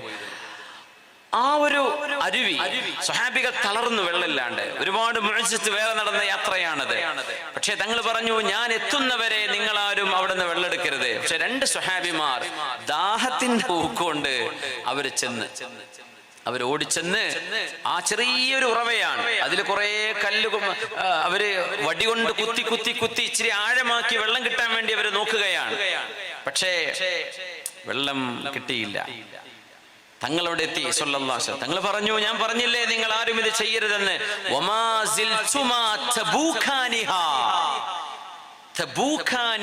അങ്ങനെയാണ് ഹദീസ്. നിങ്ങളിതിങ്ങനെ കുത്തി ഇങ്ങനെ ആഴുണ്ടാക്കുകയായിരുന്നല്ലേ ഇന്നലെ മുതൽ. എന്തുണ്ടായി? വെള്ളം കിട്ടിയോ? ഇല്ല നബിയെ, ഞങ്ങൾക്ക് മാപ്പ് തരണം. ദാഹത്തിന്റെ വിഷമം കൊണ്ട് ഞങ്ങൾ ഓടി വന്ന് ചെയ്തതാ നബിയെ. ഞങ്ങൾ ചെയ്യരുതെന്ന് പറഞ്ഞതായിരുന്നു, പക്ഷെ അവര് അറിയാതെ അങ്ങ് ചെയ്തു പോയി. പക്ഷെ അല്ലാഹുവിന്റെ റസൂല് അതിൽ നിന്ന് വെള്ളമെടുത്ത് മുഖം കഴുകി. ഹബീബായ നബി തങ്ങൾ കൈ കഴുകുന്നു, വുളു എടുത്തു. ആ വെള്ളം ഇന്നും തബൂക്കിലുണ്ട്. ഐനു തബൂക്ക് എന്നറിയപ്പെടുന്ന തബൂക്കിലെ അരുവി. അവിടെ വെള്ളമുണ്ട്. വലിയ ജലാശയം പോലെ കിടക്കുന്ന കിണറുകളുണ്ട്. അവിടെ തുറന്നു കിടക്കുന്ന അരുവി. ഇപ്പോഴും അവിടെ ചെന്ന് നമ്മുടെ മലയാളികളൊക്കെ അവിടെ ചെന്ന് കാണാറുണ്ട്. ഞാൻ അവിടെ ചെന്നപ്പോൾ ഒരുപാട് വേറെ നമ്മുടെ മലയാളികളായ ഒരുപാട് സുഹൃത്തുക്കളെ കാണാൻ പറ്റി. അവിടെ തബൂക്കിലെ അരുവി, ശുദ്ധമായ വെള്ളം ഇങ്ങനെ ഉറവയായി വന്നുകൊണ്ടിരിക്കുക. അത് പുണ്യ നബിയുടെ വുളൂഇന്റെ പുണ്യമാണ്, അതിന്റെ മുഅ്ജിസത്താണത് സ്വല്ലല്ലാഹു അലൈഹി വസല്ലം. എന്നിട്ട് പറഞ്ഞു, മുആദേ വെള്ളമില്ലാത്ത ഈ പ്രദേശം ഇനി തോട്ടങ്ങളായി മാറുന്നത് കാണാം. വെറുതെ തബൂക്ക് എന്ന് ഗൂഗിൾ അടിച്ചിട്ടേ ഒന്ന് സൂം ചെയ്ത് നോക്കിയാൽ റൗണ്ടായി കിടക്കുന്ന ഒരുപാട് 100 കണക്കിന് കൃഷിയിടങ്ങൾ നിങ്ങൾക്ക് കാണാൻ കഴിയും. ഒന്ന് ഗൂഗിൾ മാപ്പിൽ ചെയ്ത് നോക്കിയാൽ മതി. തബൂക്ക് പുണ്യനബി തങ്ങൾ യാത്ര പോയ സ്ഥലമാണത് സ്വല്ലല്ലാഹു അലൈഹി വസല്ലം. അവിടെയാണ് തബൂക്ക് യുദ്ധം നടന്നത്. അതൊരു വലിയ ക്ഷാമത്തിന്റെ കാലഘട്ടത്തിലായിരുന്നു. അതിലേക്ക് പോകാൻ നാളെ പോകാം, രാവിലെ പുറപ്പെടാം, രാത്രി പോകാം എന്ന് പറഞ്ഞ് അതിൽ ചേരാൻ കഴിയാതെ പോയ കഅബ് ഇബ്നു മാലിക് റളിയല്ലാഹു അൻഹു, അദ്ദേഹത്തിന്റെ ചരിത്രം നമ്മൾ ഇതൊരു വാതിൽ പറഞ്ഞിട്ടുണ്ട്, അതുകൊണ്ട് ഞാൻ ഇതിലേക്ക് പോകുന്നില്ല. മഹാനായ കഅബ് എന്നവർ സത്യം പറഞ്ഞു നബിയോട്. ഒരുപാട് മുനാഫിക്കുകൾ നബിയെ തലവേദനയായിരുന്നു, വയറുവേദനയായിരുന്നു, അതുകൊണ്ട് ഞാൻ വന്നില്ല എന്ന് പറഞ്ഞു മദീനത്തേക്ക് തിരിച്ചെത്തിയപ്പോ. പക്ഷേ കഅബ് റളിയല്ലാഹു അൻഹു ഒരിക്കലും അല്ലാഹുവിന്റെ റസൂലിനോട് ഞാൻ നുണ പറയില്ല, ശപഥം ചെയ്തതാ. ഒരിക്കലും ഞാൻ നുണ പറയില്ല. എന്നെ നബി എന്ത് ശിക്ഷിച്ചാലും എനിക്ക് കുഴപ്പമില്ല. അങ്ങനെ സത്യം പറയാൻ ചെന്നു. അതൈതു റസൂലല്ലാഹി സ്വല്ലല്ലാഹു അലൈഹി വസല്ലം ലമ്മാ ഖദിമ മിൻ തബൂക്ക്. അങ്ങനെ തബൂക്കിൽ നിന്ന് നിബിതങ്ങൾ തിരിച്ചു വന്നപ്പോൾ നിബിതങ്ങളെ ഞാൻ കാണാൻ ചെന്നു. ഫലമ്മാ റആനി തബസ്സമ തബസ്സുമൽ മുഗ്ളബി അലൈഹി, ദേഷ്യപ്പെടുന്ന ഒരാളുടെ പുഞ്ചിരി നബി എന്നോട് പുഞ്ചിരിച്ചു സല്ലല്ലാഹു അലൈഹി വസല്ലം. അത് ദേഷ്യത്തിന്റെ പുഞ്ചിരി. എന്തുകൊണ്ട് കഅബേ നിങ്ങൾക്ക് സമ്പത്തുണ്ടല്ലോ, എന്തുകൊണ്ട് നിങ്ങൾ വന്നില്ല എന്നാണ് ഇതിനർത്ഥം. യാ അല്ലാഹ്, എന്തുകൊണ്ട് വന്നില്ല? ആ പുഞ്ചിരി ഒരു ദേശത്തിന്റെ പുഞ്ചിരിയായിരുന്നു ഹബീബിൻ്റെത്. അവിടുന്ന് ചിരിച്ച മറ്റൊരുപാട് അനുഭവങ്ങളുണ്ട്. നബിയുടെ കരച്ചിലുകളും ഹദീസുകളിൽ കാണാൻ കഴിയും. അവിടുന്ന് എന്തിന് കരഞ്ഞു? ഒന്ന്, നബി തങ്ങൾ കരഞ്ഞത് നമ്മൾ അറിയണേ. ഇത് ആയിഷ ബീവി റളിയല്ലാഹു അൻഹയുടെ ജീവിതത്തിലെ ഒരിക്കലും മറക്കാൻ കഴിയാത്ത അനുഭവമാണ്. ആയിഷ ബീവിയോട് മഹാനായ അത്വാ റളിയല്ലാഹു അൻഹു വന്ന് ചോദിച്ചൊരു ചോദ്യമുണ്ട്. ഉമ്മാ, നിങ്ങൾ ഹബീബിന്റെ കൂടെ ജീവിച്ച ഉമ്മയല്ലേ, ഹബീബിന്റെ ഭാര്യയല്ലേ? അങ്ങേക്ക് മറക്കാൻ കഴിയാത്ത ഒരനുഭവം നിങ്ങൾ പറഞ്ഞു തരുമോ? ഇപ്പൊ പത്രക്കാരങ്ങനെ ചോദിക്കൂല, അങ്ങനെ നിങ്ങളുടെ what is the most memorable moment in your life with someone else? നിങ്ങൾ ആരുടെയെങ്കിലും കൂടെ അങ്ങനെ പി ആയിട്ട് ജീവിച്ചിട്ടുണ്ടാവും, അല്ലെങ്കിൽ ഖാദിമായിട്ട് ജീവിച്ചു കാണും, അല്ലെങ്കിൽ അസിസ്റ്റന്റ് ആയിട്ട് ജീവിച്ചു കാണും. എന്തെങ്കിലും അനുഭവങ്ങൾ പറയാനുണ്ടോ നിങ്ങൾ വർക്ക് ചെയ്ത ആളുമായി? അവരുടെ അനുഭവത്തിൽ നിന്ന് ചോദിക്കൂലേ? ആയിഷ ബീവിയോട് ചോദിച്ചു. അത്വാ എന്നവർ താബിഈയാണ്. ഉമ്മ ആയിഷ ബീവി റളിയല്ലാഹു അൻഹയെ വിളിക്കാണ്, നിങ്ങള് ജീവിതത്തിൽ മറക്കാൻ കഴിയാത്തൊരു അനുഭവം പറഞ്ഞിരി. നബി തങ്ങളുടെ കൂടെ ഞങ്ങൾ അറിയാത്ത പലതും നിങ്ങൾക്കറിയാൻ പറ്റുമല്ലോ ആയിഷ ബീവി. എനിക്ക് ഓർമ്മയുണ്ട്, കുല്ലു അംരിഹി കാന അജബാ, എന്റെ റസൂലിന്റെ ജീവിതം മുഴുവനും അത്ഭുതമായിരുന്നു. ആയിഷ ബീവി പറഞ്ഞ വാക്കാണ്. പക്ഷേ ഒരു കാര്യം മറക്കാൻ കഴിയാത്തത്, ഇത് സയൻസിന് പഠിക്കുന്ന മക്കളുണ്ടെങ്കിൽ നിങ്ങളോടൊരു സന്തോഷത്തിന് ഞാൻ പങ്കുവെക്കുകയാണ്. സ്കൂളിൽ പോകാനും പഠിക്കാനൊക്കെ നല്ല താല്പര്യമുള്ള മക്കളാണെങ്കിൽ, സയൻസ് അല്ലെങ്കിലും ഹ്യൂമാനിറ്റീസ് പഠിക്കുകയാണെങ്കിലും കുഴപ്പമില്ല, ലാംഗ്വേജ് പഠിക്കുകയാണെങ്കിലും കുഴപ്പമില്ല, കൊമേഴ്സ് ആണെങ്കിലും സാരമില്ല, നിങ്ങളൊക്കെ കേൾക്കണം, പഠിക്കുന്ന മക്കൾ കേൾക്കണം. നമ്മുടെ റസൂൽ കരഞ്ഞത്, നമ്മുടെ റസൂലിന്റെ കൂടെ ആയിഷ ബീവി റളിയല്ലാഹു അൻഹ ജീവിച്ച കൊല്ലങ്ങളിൽ 5-8 വർഷങ്ങളിൽ ആയിഷ ബീവിക്ക് മറക്കാൻ കഴിയാത്ത ഒരു അനുഭവം, പഠിക്കണം, ചിന്തിക്കണം എന്ന് അള്ളാഹു ഉത്ബോധിപ്പിച്ച ഒരായത്ത് അവതരിച്ച രാത്രിയാണ്. അതുകൊണ്ട് സ്കൂൾക്ക് പോകാൻ, സ്കൂൾ പൊളിഞ്ഞാടട്ടെ എന്ന് പറഞ്ഞത് വരക്കാൻ നിൽക്കണ്ട, സ്കൂളിൽ പോയി പഠിച്ചോളി. ആ പഠിക്കണതൊക്കെ കൂലിയാണ്. ഹൈസ്കൂളും ഹയർ സെക്കൻഡറിയും കോളേജും യൂണിവേഴ്സിറ്റിയും PGയും അതിൻ്റെ മീതെ PGയും PhD ഒക്കെ എടുത്തോളി. പഠിക്കാതെ നമ്മൾക്ക് ഇനി രക്ഷപ്പെടുക കഴിയില്ല. നമ്മുടെ റസൂൽ മുഅല്ലിമ, നമ്മൾ വിവരമില്ലാതെ അങ്ങ് നടക്കുക. ഞാനത് ഇന്നലെ ഞാൻ അവിടെ സൂചിപ്പിച്ചു. അത് ദാവൂദ് നബി അലൈഹിസ്സലാം കൊല്ലപ്പണിയെടുക്കുന്ന നബിയാണ്, ഇരുമ്പ് പണിയെടുക്കുന്ന ആളാണ്. ആര്? ദാവൂദ് നബി. ദാവൂദ് നബിന്റെ ആളുകളാ ജൂതന്മാർ. അവരിപ്പോ IT രംഗത്ത് ഭയങ്കര അഡ്വാൻസ് ആയിട്ട് പോയി. ഈസാ നബി അലൈഹിസ്സലാം ആട്ടിടയനാണെന്ന് ഈസ നബിയെ കുറിച്ച് പറഞ്ഞു. ഐ ആം എ ഷെപ്പേർഡ്, ഞാൻ ആട്ടിടയനാണ്. അവരുടെ അനുയായികളായ ക്രിസ്ത്യാനികൾ ഒരുപാട് വിദ്യാഭ്യാസ രംഗത്ത് മുന്നോട്ട് കടന്നു പോവുകയാണ്. ഒരുപാട് രംഗങ്ങളിൽ ലോകത്തിന്റെ അലാ മുസ്തവൽ ആലം, അത് if you take it on A international level, അവര് ആ ഒരു സൈദ്ധാന്തികമായ ഒരു നേതൃത്വത്തിന് കീഴിൽ തന്നെ വിദ്യാഭ്യാസം ഒരുപാട് അവർ കരസ്ഥമാക്കിയിട്ടുണ്ട്. അവരുടെ നബി ഷെപ്പേർഡാണ്. ആരാണ്? ആട്ടിടയനാണ്. ദാവൂദ് നബി ആരാണ്? ഇരുമ്പ് പണിയെടുക്കുന്ന കൊല്ലനാണ്, ബ്ലാക്ക് സ്മിത്സ് അലൈഹിസ്സലാം. നമ്മുടെ റസൂലിന്റെ അനുയായികളാണ് നമ്മൾ, അല്ലേ? നമ്മുടെ റസൂൽ ആരാന്നറിയോ? ഇന്നമാ ബുഇസ്തു മുഅല്ലിമാ, ഐ ആം എ ടീച്ചർ, ഞാനൊരു അധ്യാപകനാണ് എന്ന് പറഞ്ഞ നബിയാ. നമുക്ക് വിദ്യാഭ്യാസം ഇല്ലാണ്ടിരിക്കുക ഒരിക്കലും പറ്റില്ല. നമ്മുടെ റസൂല് മുഅല്ലിമാണ്, അധ്യാപകനാണ്. ഉപ്പ ഹെഡ് മാസ്റ്റർ ആണെങ്കിൽ മോൻ എന്തായാലും മാഷായിട്ടേ ജോലി ചെയ്യുക, അല്ലേ? ഉമ്മ ഹെഡ് മിസ്ട്രസ് ആയിരുന്നു. അപ്പൊ എന്ത് ചെയ്യും? കുട്ടി പറയും എനിക്ക് സ്കൂളിൽ പഠിപ്പിക്കണം. നമ്മുടെ റസൂല് മുഅല്ലിമാണ്, അധ്യാപകനാണ്. ഇന്നമാ ബുഇസ്തു മുഅല്ലിമ, I have been sent as a teacher. അപ്പൊ നമുക്ക് പഠിക്കണ്ടേ? വിദ്യാഭ്യാസം ഏറ്റവും നേടേണ്ടത് ഈ ഉമ്മത്താണ്. നമ്മളിപ്പോൾ അതിപ്പോൾ മൊബൈൽ കളിച്ചിരിക്കല പരിപാടി, പഠിക്കലൊന്നുമില്ല. ഉമ്മയും വാപ്പയും പറയുമ്പോൾ ഒരു ഇങ്ങനെ പുസ്തകം എടുക്കുക, അതിൻ്റെ അടിയിൽ വെച്ചിട്ട് മൊബൈൽ കളിച്ചിരിക്കുക, പഠിക്കുന്നില്ല. ഇന്നമാ ബുഇസ്തു മുഅല്ലിമ, ഞാനൊരു അധ്യാപകനാണെന്ന് പറഞ്ഞ നബിയുടെ ഉമ്മച്ചികളാണ് ഇവിടെ ഇരിക്കുന്ന നമ്മളൊക്കെ. നമ്മളല്ലേ പഠിക്കേണ്ടത്? ദാവൂദ് നബിന്റെ ഉമ്മത്തുകൾ പഠിച്ചു. ബ്ലാക്ക് സ്മിത്ത് ആണ്. ഈസാ നബിയുടെ ഉമ്മത്ത് എന്ന് പറയുന്നവർ പഠിച്ചു, അവർ ഷെപ്പേർഡാണ്. നമ്മുടെ റസൂലിന്റെ ഉമ്മത്ത് എന്ത് ചെയ്തു? നമ്മുടെ റസൂൽ ടീച്ചറാണ് സല്ലല്ലാഹു അലൈഹി വസല്ലം. What A wonderful profession. നമ്മൾ എന്ത് ചെയ്തു? നമ്മൾ എന്ത് പഠിച്ചു? എത്രയാ പഠിക്കുന്നത്? പഠനം എന്ത് ദാരിദ്ര്യത്തിലാണെങ്കിലും മക്കളെ പഠിക്കണേ. നിങ്ങൾക്ക് പഠിക്കാനുള്ള സൗകര്യം നമ്മുടെ മഹല്ലിന്റെ സംവിധാനങ്ങളിൽ. പഠിക്കാൻ പ്രയാസമുള്ള ആളുകൾക്ക് മഹല്ലിന്റെ സപ്പോർട്ട് വേണം. മഹല്ല് സഹായിക്കും. അതിനൊക്കെ ഉള്ളതാണ് നമ്മുടെ മഹല്ലുകൾ. പള്ളി കമ്മിറ്റി എന്ന് പറയുന്നത് പള്ളി ഇന്റർലോക്ക് ചെയ്യാനും മൂത്രപ്പുര ഉണ്ടാക്കാനും പള്ളി ചുരുക്കൂട്ടാനും മാത്രമല്ല, നമ്മുടെ സമൂഹത്തിലെ വിദ്യാർത്ഥിനികളുടെ മുന്നോട്ടുള്ള പഠനത്തിന് നേതൃത്വം കൊടുക്കേണ്ടത് നമ്മുടെ മെഹ്റാബിൽ നിന്നാണ്. നമ്മുടെ ഉസ്താദുമാർ, നമ്മുടെ ഖതീബുമാർ അവരിടപെടണം. നമ്മുടെ വീടുകളിൽ പഠിക്കാൻ, ഉന്നത പഠനം പഠിക്കാൻ കഴിവുള്ള കുട്ടികൾ പഠിക്കാൻ കഴിയാതിരിക്കരുത്. അവരെ പഠിപ്പിക്കണം. എല്ലാവരും പഠിക്കണം. നമ്മൾ ഇഖ്റഇന്റെ ആളുകളാണ്. സല്ലല്ലാഹു അലൈഹി വസല്ലം ആയിഷ ബീവി പറയട്ടെ റളിയല്ലാഹു അൻഹ, അന്ന് ഒരു രാത്രി എനിക്ക് ഓർമ്മയുണ്ട്. എന്റെ റസൂൽ എന്നോട് പറഞ്ഞു, ദഈനി യാ ആയിഷ അതഅബ്ബദു ലിറബ്ബി. ആയിഷ, ഞാൻ അല്ലാഹുവിന് വേണ്ടി നിസ്കരിക്കട്ടെ, എന്നെ ഒന്ന് വിടണേ എന്നാണ് ഇതിനർത്ഥം. എന്ന് പറയാം, ആയിഷ ഇന്ന് നമ്മൾ സ്വറ പറഞ്ഞിരിക്കുന്ന നേരല്ല കേട്ടോ, ഇന്ന് ഞാൻ കുറച്ച് നിസ്കരിക്കട്ടെ. സുന്ദരിയായ ചെറുപ്പക്കാരിയായ ഒരു ഭാര്യയോട് അല്ലാഹുവിന്റെ റസൂൽ പറഞ്ഞ വാക്കാണത്. ആയിഷ ഇന്ന് നിസ്കരിക്കുകയാണ്, ഒന്നും എന്നോട് വിഷമം വിചാരിക്കരുത്. പറഞ്ഞു, നബിയേ അങ്ങയുടെ ഇഷ്ടം എന്റെ ഇഷ്ടമാണ്. നബി തങ്ങൾ wudu എടുത്തു, എന്റെ റൂമിലേക്ക് വന്നു. തൊട്ടുപുറത്ത് പള്ളിയുണ്ട്, പക്ഷെ വീട്ടിൽ നിന്ന് സുന്നത്ത് നിസ്കരിക്കണം. പുരുഷന്മാർ പള്ളിയിൽ പോയിട്ട് നിസ്കരിക്കണം ഫർള്, വീട്ടിൽ നിന്ന് നിസ്കരിക്കണം എന്ത് സുന്നത്ത്. അങ്ങനെയാണ് അതിന്റെ പുണ്യം കൂടുതൽ. ഇല്ലേ വീട്ടിൽ ചെന്ന നമസ്കാരം നടക്കൂല, കുട്ടികളുടെ കൂടെ ആയി പോകുന്ന പള്ളി നിസ്കരിച്ചിട്ട് പോയിക്കോ, സുന്നത്തും പള്ളിയിൽ തന്നെ ആയിക്കോട്ടെ.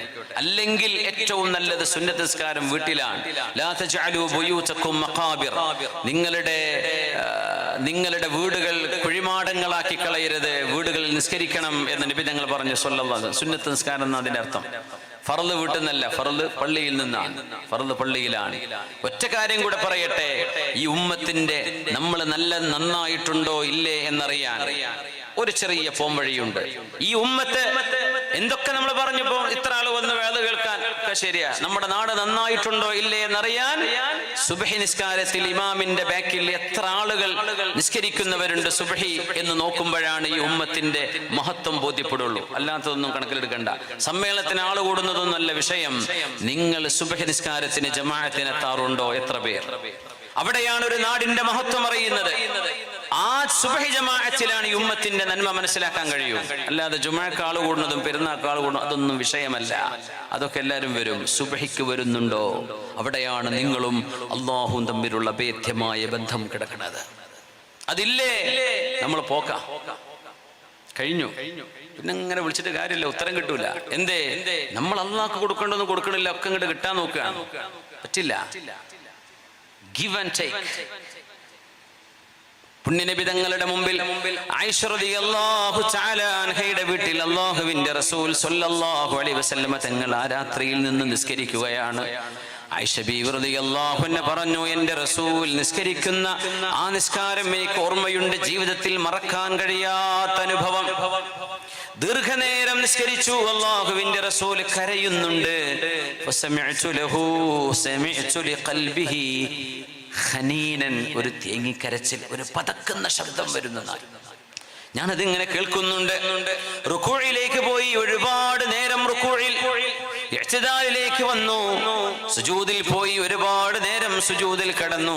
എന്റെ ഹബീബിന്റെ കരച്ചിൽ കൊണ്ട് കണ്ണുനീരിന്റെ നനവ് മണ്ണിൽ ഹബീബായ നബി തങ്ങൾ തല ഉയർത്തിയപ്പോൾ ഞാൻ എന്റെ കൈ കൊണ്ട് ഇരുട്ടിൽ രാത്രിയിൽ ആ മണ്ണൊന്ന് തപ്പി നോക്കി. എന്റെ ഹബീബിനെ നോക്കിയതാണ്, അവിടെ നനഞ്ഞിട്ടുണ്ട് ഹബീബിന്റെ കണ്ണുനീര് കൊണ്ട്. 2 റക്അത്താണ് നബി എന്ന് നിസ്കരിച്ചത്. 6-7 മണിക്കൂർ നേരം ഹബീബായ നബി തങ്ങൾ നിന്ന് നിസ്കരിച്ചത് 2 റക്അത്ത്. അതും ഹബീബിന്റെ ജീവിതമാണ് സ്വല്ലല്ലാഹു അലൈഹി വസല്ലം. അപ്പോഴേക്കും ബിലാൽ ഇബ്നു റബാഹ് റളിയല്ലാഹു അൻഹു അതിൽക്കൽ വന്നു. നബി തങ്ങളോട് ചോദിക്കുകയാണ്, നബിയേ വാങ്ക് വിളിക്കട്ടെയോ? വാങ്ക് വിളിക്കട്ടെ. വാങ്ക് വളരെ മനോഹരമാണ്. വാങ്ക് വിളിക്കുന്ന ആൾക്കാരോട് ഒന്ന് ചെറിയൊരു അപേക്ഷയാണ്, ഒരു വെറുപ്പ് എന്നോട് വിചാരിക്കരുതേ. വാങ്ക് ഒന്ന് മനോഹരമായിട്ട് കൊടുക്കണേ. ഈ ഉറങ്ങിച്ച ആർക്കോ വേണ്ടി കൊല്ലി കുടിച്ച പോലെ കൊടുക്കരുത്. ഒരു ഈണത്തിലും നല്ല മൈക്ക് വെച്ച് കൊടുക്കുക. പള്ളി കമ്മിറ്റിക്കാര് നല്ല മനോഹരമായി വാങ്ങ് കൊടുക്കുക. ഇത് ആർക്കോ വേണ്ടി ഇങ്ങനെ ഒരു വെച്ച് കീറല്, അത് കേൾക്കുമ്പോൾ തന്നെ ഭ്രാന്ത് വരും. നമ്മുടെ ചുറ്റുമുള്ള ആളുകൾ, നമ്മുടെ മതവിശ്വാസികൾ അല്ലാത്തവരടക്കം ഈ നാട്ടിലുണ്ടെന്ന് നമ്മൾ അറിയണം. കുറച്ചു കാലം ഇതൊന്നും ഉണ്ടാവില്ല. ഉള്ളതൊരു മനോഹരമായി കൊടുക്കുക. അത് ആർക്കാനും വേണ്ടി ഒക്കാനിക്കാത്ത പരിപാടി ചെയ്യുക. ഒരു മനോഹരമായ വാങ്ക് എന്ത് രസമായിരിക്കും. ഒരുപാട് നീട്ടും വേണ്ട. പിന്നെ എനിക്കൊരു അപേക്ഷയുണ്ട്. അടുത്തടുത്ത് ഒരുപാട് പള്ളികളുണ്ടെങ്കിൽ എൻ്റെ ഒരു അപേക്ഷ പറയാണ്, നിങ്ങൾക്ക് വേണമെങ്കിൽ എടുക്കാം. പള്ളി കമ്മിറ്റിക്ക് പലത് ചീത്തയും പറഞ്ഞേക്കാം, അതൊന്നും കുഴപ്പമില്ല. പക്ഷെ ഞാൻ കാര്യം പറയാണ്, ഒരു ടൗണിൽ 4-5 മസ്ജിദുകളിൽ ഒരേ സമയം വാങ്ക് വരുമ്പോഴേ ഒന്നിനും ഉത്തരം കൊടുക്കാൻ പറ്റൂല. അവിടുത്തെ ആദ്യത്തെ പഴയ പള്ളി ഏതാണോ, ജുമുഅത്ത് പള്ളി, ഒരു ഉദാഹരണം പറയാം, നിങ്ങൾ ഒരു ഇത്തിഫാക്കായിക്കൊള്ളി, ഒരു പള്ളിയിൽ നിന്ന് വാങ്ക്, ബാക്കിയുള്ളവർ വാങ്ക് കൊടുത്തോട്ടെ. എങ്ങനെ? ചെറിയ ശബ്ദത്തിൽ, അല്ലെങ്കിൽ മൈക്കല്ലാതെ, എങ്ങനെയാവട്ടെ, ഒരു വാങ്ക്. 4-5 പള്ളികൾ ഫേസ് ടു ഫേസ്, തൊട്ടപ്പുറപ്പുറമുള്ള പള്ളികളിൽ നിന്നൊക്കെ വാങ്ക് ഒരുപോലെ കൊടുക്കേണ്ട കാര്യമുണ്ടോ? ആ പള്ളിയിലേക്ക് നിസ്കരിക്കാൻ വരുന്ന സമയമായിട്ടുണ്ടെന്ന് അറിയിക്കലല്ലേ? അപ്പോ കേൾക്കുന്നവർക്കും അത് ബുദ്ധിമുട്ടാണ്, അതൊരു വൃത്തികേടായി തോന്നുക. ഒന്നിന് ക്രോസ് ആയിട്ടാണ് അടുത്ത ലൈന് വരിക. എന്ത് ചെയ്യാ? നിങ്ങളൊരു ഇത്തിഫാക്കാവുക. ആ നാട്ടിലെ ആളുകൾ ഒരു പ്രശ്നവും ബുദ്ധിമുട്ടും ഇല്ലാത്ത രീതിയിൽ പറ്റുമെങ്കിൽ ആ നാട്ടിലെ പ്രധാനപ്പെട്ട ജുമുഅത്ത് പള്ളി, പരിസരത്തുള്ള നല്ലൊരു പഴയ കാലത്തെ പള്ളി, ആദ്യം സ്ഥാപിക്കപ്പെട്ട പള്ളി, അങ്ങനെയൊക്കെ ആവാലോ, അവിടുന്ന് കൊടുക്കട്ടെ. ബാക്കിയുള്ളവരൊക്കെ ചെറിയ ശബ്ദത്തിൽ കൊടുക്കുക. എന്നാൽ ബാങ്ക് ആയും ചെയ്ത് എല്ലാവർക്കും അത് കേൾക്കാനും കഴിയും, നമുക്കത് ജവാബ് കൊടുക്കാനും പറ്റും. മറ്റേത് എത്ര ബാങ്കുകളാണ് അങ്ങോട്ടും ഇങ്ങോട്ടും ഒരേ സമയം. അപ്പൊ അതിനേക്കാളൊക്കെ നല്ലത് ഇങ്ങനെ യൂണിഫോം ചെയ്യുകയല്ലേ എന്നൊരു അഭിപ്രായം. പള്ളികളിൽ നിന്നൊക്കെ ബാങ്ക് വിളി വരണം. പക്ഷേ ഉറക്കെ കൊടുക്കുന്ന സംവിധാനങ്ങളിൽ പരസ്പരം ഒരു ധാരണയിലെത്തിയാൽ, അത് ഇതുപോലെയുള്ള ഒരു നാട്ടിലെ നമ്മൾ ജീവിക്കുന്നത്, ആ സാഹചര്യം കൂടെ പരിഗണിക്കണം എന്നൊരു അപേക്ഷയുണ്ട്. ഉസ്താദുമാരൊക്കെ അതിന്റെ മസലയൊക്കെ ആലോചിച്ചിട്ട് പറഞ്ഞു തരും. നിങ്ങൾ ഇൻഷാ അല്ലാഹ് അതിനെ സംബന്ധിച്ചൊന്ന് ചിന്തിക്കണം. നമ്മൾ ആർക്കും ഭാരമാവരുത്. ലാ തകുൻ കല്ലൻ അൽ ഗൈർ. നമ്മൾ വസത്തിന്റെ ആളുകളാണ്, തീവ്രതയുടെ ആളുകളല്ല. അതുകൊണ്ട് അത് മനോഹരമായി കേൾക്കണം. ബിലാൽ റളിയല്ലാഹു അൻഹുവിന്റെ മനോഹരമായ വാങ്കിനെ കുറിച്ച് നമ്മൾ എത്രയാ കേൾക്കുന്നത്. ആ വാങ്ക് കേൾക്കാൻ സ്വഹാബിമാർ എത്രയാണ് കൊതിച്ചത്.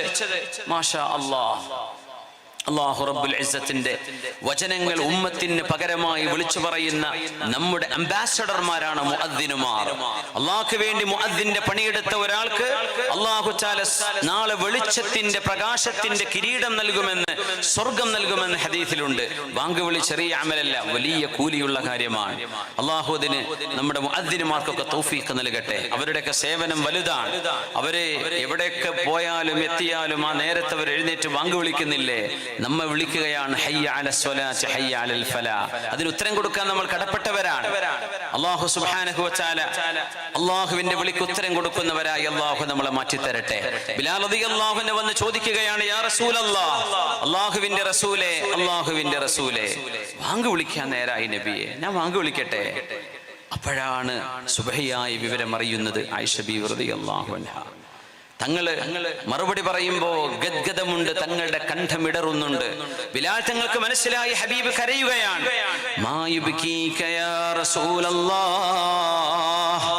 എന്റെ റസൂലേ, നിങ്ങൾ എന്തിനാണ് കരയുന്നത്? അങ്ങ് എന്നോട് പറയൂ, എന്തിനാണ് കരയുന്നത്? അങ്ങയുടെ കരച്ചിലിന് കൂടെ ഞാനും കരയാം. എന്തിന് കരയുന്നു നബിയേ? യാ ബിലാൽ, ഉൻസിലത് അലയ്യ ആയാതുൻ വൈലുൻ ലിമൻ ഖറഅഹാ വലം യതഫക്കർ ഫീഹാ. ഇന്നലത്തെ രാത്രിയിൽ വിശുദ്ധ ഖുർആനിന്റെ മനോഹരമായ ചില ആയത്തുകൾ എനിക്ക് അല്ലാഹു ഇറക്കി തന്നു. സൂറത്ത് ആലി ഇംറാനിലെ 190 മുതൽ 90, 92, 93 ആയത്തുകളാണത്. ആ ആയത്തിനെ സംബന്ധിച്ച് അല്ലാഹു എന്നോട് പറഞ്ഞത്, ഈ ആയത്തിന്റെ ആശയം ആര് ചിന്തിക്കാതെ വെറുതെ ഓതുന്നുവോ എന്ന് പറഞ്ഞ അർത്ഥം മനസ്സിലാകുന്നവർ, ചിന്തിക്കാൻ കഴിയുന്നവർ, ഖുർആനിന്റെ ആശയം അറിയുന്നവരെ വെറുതെ എങ്ങാനും ഓതിപ്പോയാൽ അവർക്ക് ശിക്ഷയുണ്ട് എന്ന് എന്നോട് ജിബ്രീൽ തങ്ങൾ വന്ന് പറഞ്ഞു. ബിലാലെ, ഞാൻ ആ ആയത്തിനെ കുറിച്ച് ഓർക്കുകയാണ്. സൂറത്ത് ആലി ഇംറാനിലെ 190-ാമത്തെ ആയത്ത്, 91, 92, 93 ഈ ആയത്തുകളൊക്കെ എത്തുമ്പോഴേ ഒന്ന് നിർത്തുക. അല്ല, ഖുർആന്റെ തഫ്സീർ ഫതഹുർ റഹ്മാൻ കെ.വി. ഉസ്താദിന്റെ കുട്ടനാട് ഉസ്താദ് എഴുതിയത്, കെ.വി. മുഹമ്മദ് മുസ്ലിയാർ എഴുതിയ, വളരെ എല്ലാവർക്കും മനസ്സിലാവുന്ന ഡോക്ടർ ബഹാവുദ്ദീൻ നദവി ഉസ്താദ് വിശദീകരണം ചെയ്ത മനോഹരമായ ഫതഹുർ റഹ്മാൻ മലയാള തഫ്സീർ ഉണ്ട്. വാങ്ങിക്കാൻ പറ്റില്ലെങ്കിൽ ദാറുൽ ഹുദയുടെ അടുത്ത് നമ്മുടെ ബുക്ക് പ്ലസിൽ കാണും, അല്ലെങ്കിൽ പലയിടത്തും കിട്ടും. ഒരു ഉദാഹരണം പറഞ്ഞതാണ്. തഫ്സീർ ഒന്ന് എടുത്തു നോക്കുക, എന്താണ് ആ പറയുന്നത്. വെറുതെ ഓതിപ്പോവരുതേ, ഒന്ന് നിൽക്കണേ, ചിന്തിക്കണേ. എന്താണ് ആയത്തെന്നറിയോ? ബിസ്മില്ലാഹിർ റഹ്മാനിർ റഹീം. إن في خلق السماوات والأرض واختلاف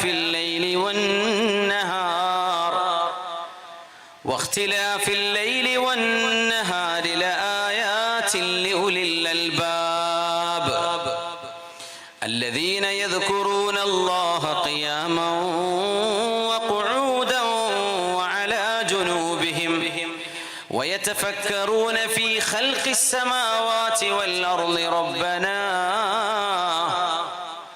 ربنا ما خلقت هذا باطلا فقنا عذاب النار ربنا إنك من تدخل النار فقد أخزيته وما للظالمين من أنصار. സൂറത്ത് ആൽ ഇംറാനിന്റെ അവസാന ഭാഗങ്ങളാണ് ഇത്. വെറുതെ ഓതാൻ പാടില്ല. ആയിഷ ബീവി റളിയല്ലാഹു അൻഹയുടെ ജീവിതത്തിൽ ഹബീബിന്റെ കൂടെ കഴിഞ്ഞ അവസരങ്ങളിൽ ഒരിക്കലും മറക്കാൻ കഴിയാത്ത അനുഭവമാണ് ഈ പറയുന്നത്. ഇന്ന ഫീ ഖൽഖിസ് സമാവാതി വൽ അർള്, തീർച്ചയായും ഭൂമിയെ സൃഷ്ടിച്ചതിലും ആകാശ ലോകങ്ങളിലെ ഗോളങ്ങളെ മുഴുവൻ പടച്ചതിൽ സൂര്യൻ, ചന്ദ്രൻ, നക്ഷത്രങ്ങൾ, Saturn, Neptune, Pluto, Uranus, Jupiter, Mars, ഏതെല്ലാം ഗ്രഹങ്ങളുണ്ടോ, സൂര്യനുണ്ടോ, പ്രോക്സിമ സെഞ്ചുറി ഉണ്ട്, ദൂരങ്ങളിൽ അകലങ്ങളിൽ ദശലക്ഷക്കണക്കിന് പ്രകാശവർഷങ്ങൾ അപ്പുറം കിടക്കുന്ന നക്ഷത്രങ്ങളുണ്ട്. ഈ ഗാലക്സികളെ കുറിച്ചും നക്ഷത്രങ്ങളെ കുറിച്ചും മീറ്റിയേഴ്സിനെ കുറിച്ചും താരസമൂഹങ്ങളെ കുറിച്ചും നെബുലകളെ കുറിച്ചും ബ്ലാക്ക് ഹോളുകളെ കുറിച്ചും ഒക്കെ നിങ്ങൾ പഠിക്കണമേ. ഇതിൽ പാഠങ്ങളുണ്ട്. ആകാശ ലോകങ്ങളുടെ സൃഷ്ടിപ്പിൽ നിങ്ങൾക്ക് പാഠമുണ്ട്. ഇന്ന ഫീ ഖൽഖിസ് സമാവാതി വൽ അർദ് വഖ്തിലാഫിൽ ലൈലി വന്നഹാർ, രാവും പകലും ഇങ്ങനെ മാറി മാറി വരുന്നതിലും ലആയാതിൻ ലിഉലിൽ അൽബാബ്, ബുദ്ധിയുള്ള ആളുകൾക്ക് പാഠങ്ങളുണ്ട്. എങ്ങനെയാണ് അല്ലാഹുവിനെ അവർക്ക് നിഷേധിക്കാൻ കഴിയുക? എങ്ങനെയാണ് പ്രപഞ്ചത്തിനൊരു സൃഷ്ടാവില്ല എന്ന് എങ്ങനെ പറയാൻ കഴിയും? ആരാണ് ഈ മാവുണ്ടാക്കിയത്? ആരാണ് തെങ്ങുണ്ടാക്കിയത്? ആരാണ് ചെടികളെ മുളപ്പിച്ചത്? നിങ്ങൾക്ക് വലിച്ചു നീട്ടിയാൽ ഉണ്ടാകും അത്. ഒരു വിത്തിനെ മുളപ്പിക്കുന്നവൻ ആരാണ്? ഒരു വിത്ത് മുളപ്പിക്കുന്നവൻ ആരാണ്? ഖുർആൻ ചോദിച്ച ചോദ്യമല്ലേ അത്. ഹബൂബ്, ഗ്രെയിൻസ്, ഇത് എങ്ങനെ ഉണ്ടാവുന്നു? ഭൂമിയിലെ മണ്ണെങ്ങനെ ഉണ്ടായി? പാറപ്പൊടികൾ എങ്ങനെ ഉണ്ടായി? ഇരുമ്പ് എങ്ങനെ ഉണ്ടായി? നമ്മൾ എലമെന്റ്സുകളെ കുറിച്ച് പഠിക്കുന്നുണ്ട് സയൻസിൽ, മൂലകങ്ങളെ കുറിച്ച്. ഇതൊക്കെ ഭൂമിയിൽ പടച്ചവൻ ഉണ്ടാക്കിയതല്ലേ? ഇതിന്റെയൊക്കെ ക്യാരക്ടറിസ്റ്റിക്സ് എത്ര മനോഹരമാണ്. കെമിക്കൽ റിയാക്ഷൻ നടത്തി ലാബിൽ പരിശോധിക്കുന്നില്ലേ? നിറം മാറുന്നു, സ്മെല്ല് മാറുന്നു, സ്മോക്കായിട്ട് മാറുന്നു, പോയിസണസ് ആയിട്ട് മാറുന്നു. ആരാണ് ഇതൊക്കെ ചെയ്തത്? നിങ്ങൾ ഓർക്കണേ, നിങ്ങൾ പഠിക്കണേ. അതിലൊക്കെ ബുദ്ധിമാനികൾക്ക് പാഠമുണ്ട് എന്ന് അല്ലാഹു പറഞ്ഞ ആയത്ത് ഓതുമ്പോ ചിന്തിക്കാതെ പോകരുത്. കണ്ണു തുറക്കണം. രാവും പകലും മാറി മാറി വരണം. ഇനി ഇതാ ഒരു 6 മണി 7 മണി ആകുന്നതിന് മുമ്പ് പ്രകാശം വരികയാണ്, സൂര്യൻ ഉദിക്കുകയാണ്. അത് ഉദിക്കണമെങ്കിൽ ഭൂമി സ്വയം കറങ്ങണം. ആരാണ് ഇതിനെ കറക്കിയത്? നമ്മൾക്ക് ഒരു സാധനം കറക്കിയ പിന്നെ കറങ്ങിയേറിയ അവസാനം നിൽക്കും. ഭൂമി എത്ര കാലമായി കറങ്ങാൻ തുടങ്ങുന്നു? അതിന്റെ ഏത് പെട്രോൾ പമ്പ് എന്നായി ഇതിന് എണ്ണ അടിക്കണത്? ഇബ്രാഹിംഖാന്റെ പമ്പ് ഇവിടെ ഉണ്ട് അല്ലേ? ഭൂമിക്കാരായി എണ്ണ അടിച്ചു കൊടുക്കണത്. ഏത് പമ്പ് എന്നാ എണ്ണ അടിക്കണത്? ഏത് പമ്പിൽ നിന്നാണ് ഭൂമിക്ക് എണ്ണ അടിക്കുന്നത്? എവിടെ നിന്നാണ് ഈ ഫ്യൂൽ കിട്ടുന്നത്? നമ്മൾ ചിന്തിച്ചിട്ടുണ്ടോ? എന്നെങ്കിലും സ്പീഡ് കുറഞ്ഞോ ഭൂമിയുടെ? എന്നെങ്കിലും ഓവർ സ്പീഡിൽ ഓടുന്നുണ്ടോ? ആരാണ് ഇതിന് യുക്തിവാദി? നീ മറുപടി പറയേ. ആരുണ്ടാക്കിയതാ ഇത്? സയന്റിസ്റ്റോ? സയന്റിസ്റ്റ് ജനിക്കണ മുമ്പ് ഭൂമിയില്ലേ? ആരുണ്ടാക്കിയത്? നീയാണോ? അല്ല. ഞാനാണോ? അല്ല. പിന്നാരാ? വേറെ ഒരാളെയാണ് പ്രവാചകന്മാർ മുഴുവനും പഠിപ്പിച്ചത്. He is the God known as Allah in Islamic tradition. ഇത് നിഷേധിക്കരുത്. ആരാണ് ബുദ്ധിമാനി എന്നറിയോ? അല്ലദീന യദ്കുറൂന അല്ലാഹ ഖിയാമൻ വഖുഊദൻ വഅലാ ജുനൂബിഹിം വയതഫക്കറൂന ഫീ ഖൽഖിസ് സമാവാതി വൽ അർള്. മതവും ഭൗതികവും പഠിക്കണമെന്ന് പഠിപ്പിക്കുന്ന ആയത്താണിത്. സമന്വയ വിദ്യാഭ്യാസം എന്നൊക്കെ പറയുമ്പോഴേ സാധ്യമാകുന്നവർ അത് പഠിക്കണം. പറ്റാത്തവർക്ക് എന്ത് അത് ഒരു മഴദൂര്യങ്ങളാണ്. അവരൊരിക്കലും നമ്മൾ കുറ്റം പറയരുത്. പക്ഷേ സാധിക്കുന്നവർ പഠിക്കണം. സമന്വയ വിദ്യാഭ്യാസം വേണമെന്നതിന്റെ തെളിവ് സൂറത്ത് ആൽ ഇംറാൻ 190 191 ആയത്തുകൾ എന്താണ് പറയുന്നത്? അല്ലദീന യദ്കുറൂനല്ലാഹ്, അല്ലാഹുവിനെ ഓർക്കുന്നവരാണ് ബുദ്ധിമാനികൾ. ഖിയാമൻ, നിൽക്കുമ്പോഴും നടക്കുമ്പോഴുമൊക്കെ ഓടുമ്പോഴുമൊക്കെ വഖുഊദൻ ഇരിക്കുമ്പോഴും വഅലാ ജുനൂബിഹിം കിടക്കുമ്പോഴും ബിസ്മിക റബ്ബി വളഅതു ജംബി കിടക്കുമ്പോൾ ദിക്ർ ചൊല്ലണം, എഴുന്നേൽക്കുമ്പോൾ ദിക്ർ ചൊല്ലണം. അൽഹംദുലില്ലാഹില്ലദീ അഹ്യാനാ ബഅദമാ മാതനാ വഇലൈഹിൻ നുശൂർ. ഇരിക്കുമ്പോൾ, ഭക്ഷണം കഴിക്കുമ്പോ, എഴുന്നേൽക്കുമ്പോ, യാത്ര തിരിക്കുമ്പോ, വീട്ടിൽ നിന്ന് ഇറങ്ങുമ്പോ, വാഹനത്തിൽ നിന്ന് ഇറങ്ങുമ്പോ, വീട്ടിലേക്ക് കയറി വരുമ്പോ എപ്പോഴാ ദിക്റില്ലാത്തത്? എപ്പോഴാ ദിക്റില്ലാത്തത്? പള്ളിയിൽ കയറുമ്പോ, ബാത്റൂമിൽ കയറുമ്പോ പോലും അങ്ങനെയാണ്. കാന യുഅല്ലിമുനാ ഹത്തൽ ഖറാഅ. ടോയ്ലറ്റ് മാനേഴ്സ് എന്താണെന്ന് പോലും ഞങ്ങൾ പഠിപ്പിച്ചെന്നു. യുക്തിവാദി അത് മാത്രമാണ് കണ്ടത്, അതുപോലും എന്നാണ് വിഷയം. അത് മാത്രം അവിടെ കൂടിയിരിക്കുക. എന്നിട്ട് പറയാം ബാത്റൂം കയറിന് ഇറങ്ങുന്നത് നിന്ന് കുടിക്കുന്നത് മാത്രമേ ഉള്ളൂ നിങ്ങൾക്ക്. പൊന്നു സഹോദരൻ, നീ പഠിക്കുക, എന്നിട്ട് പറയേ, എന്തെങ്കിലും പറയല്ല. പുണ്യ റസൂലിന്റെ ഹദീസ് എത്ര അവർ ബാത്റൂം കയറുന്നത് ഇറങ്ങുന്നത് മാത്രമേ നീ കണ്ടിട്ടുള്ളൂ. എത്ര ഹദീസ്, ഒന്ന് സ്വഹീഹുൽ ബുഖാരിയോ റിയാദ് സ്വാലിഹീനോ, ഇതിനൊക്കെ പരിഭാഷ ഇംഗ്ലീഷിലും മലയാളത്തിലൊക്കെ അല്ലേ യുക്തിവാദി, ഇന്ന് വായിച്ചു നോക്കി. എന്നിട്ട് ഈ റസൂൽ ആരാണെന്ന് പഠിക്കുക. വെറുതെ ആരാരും എഴുതി വെച്ച ഈ വാറോലിയും വായിച്ചിട്ട് ഇങ്ങനെ സമയം കളയണ്ട. ലൈഫ് ഒന്നേ ഉള്ളൂ കേട്ടോ. ഇങ്ങനെ കൊച്ചപ്പാടുണ്ടാക്കിയിട്ടും മരിക്കാം, സത്യം മനസ്സിലാക്കിയിട്ടും മരിക്കാം. It's up to you. പിന്നെ സ്വാതന്ത്ര്യം എനിക്ക് ഇഷ്ടം, ഓക്കെ. പക്ഷേ ഒരു മതവിഭാഗത്തെ, ഒരു പ്രവാചകരെ, ഒരു ദീനിന്റെ നേതാവിനെ, ഒരു മഹാപുണ്യപുരുഷനെ ചളിവാരി തേക്കുമ്പോഴേ ഒന്ന് സ്വയം വിചിന്തനം ചെയ്യുന്നത് നല്ലതാണ്.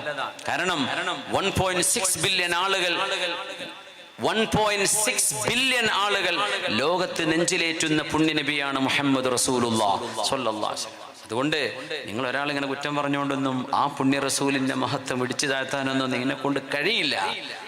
അതുകൊണ്ട് ഒന്ന് പഠിച്ചിട്ട് നീ വാ. അങ്ങനെയൊക്കെ കുറ്റം പറഞ്ഞ ഒരുപാട് ആളുകൾ അവസാനം ആ നബിയെ തിരിച്ചറിഞ്ഞു സ്വല്ലല്ലാഹു അലൈഹി വസല്ലം. Embraced him. ആ നബിയെ കെട്ടിപ്പിടിക്കുകയാണ്, ആശ്ലേഷിക്കുകയാണ് സ്വല്ലല്ലാഹു അലൈഹി വസല്ലം. അതാണ് പുണ്യ നബി. അല്ലദീന യദ്കുറൂനല്ലാഹ്, അല്ലാഹുവിനെ ഓർക്കുകയും പിന്നെ വയതഫക്കറൂന ഫീ ഖൽഖിസ് സമാവാതി വൽ അർള്, എന്നിട്ട് പ്രപഞ്ചത്തിന്റെ സൃഷ്ടിപ്പിനെ കുറിച്ച് ചിന്തിക്കണം. സയൻസ് എന്ന് പറയുന്നത് സൃഷ്ടിപ്പിനെ കുറിച്ചുള്ള പഠനം.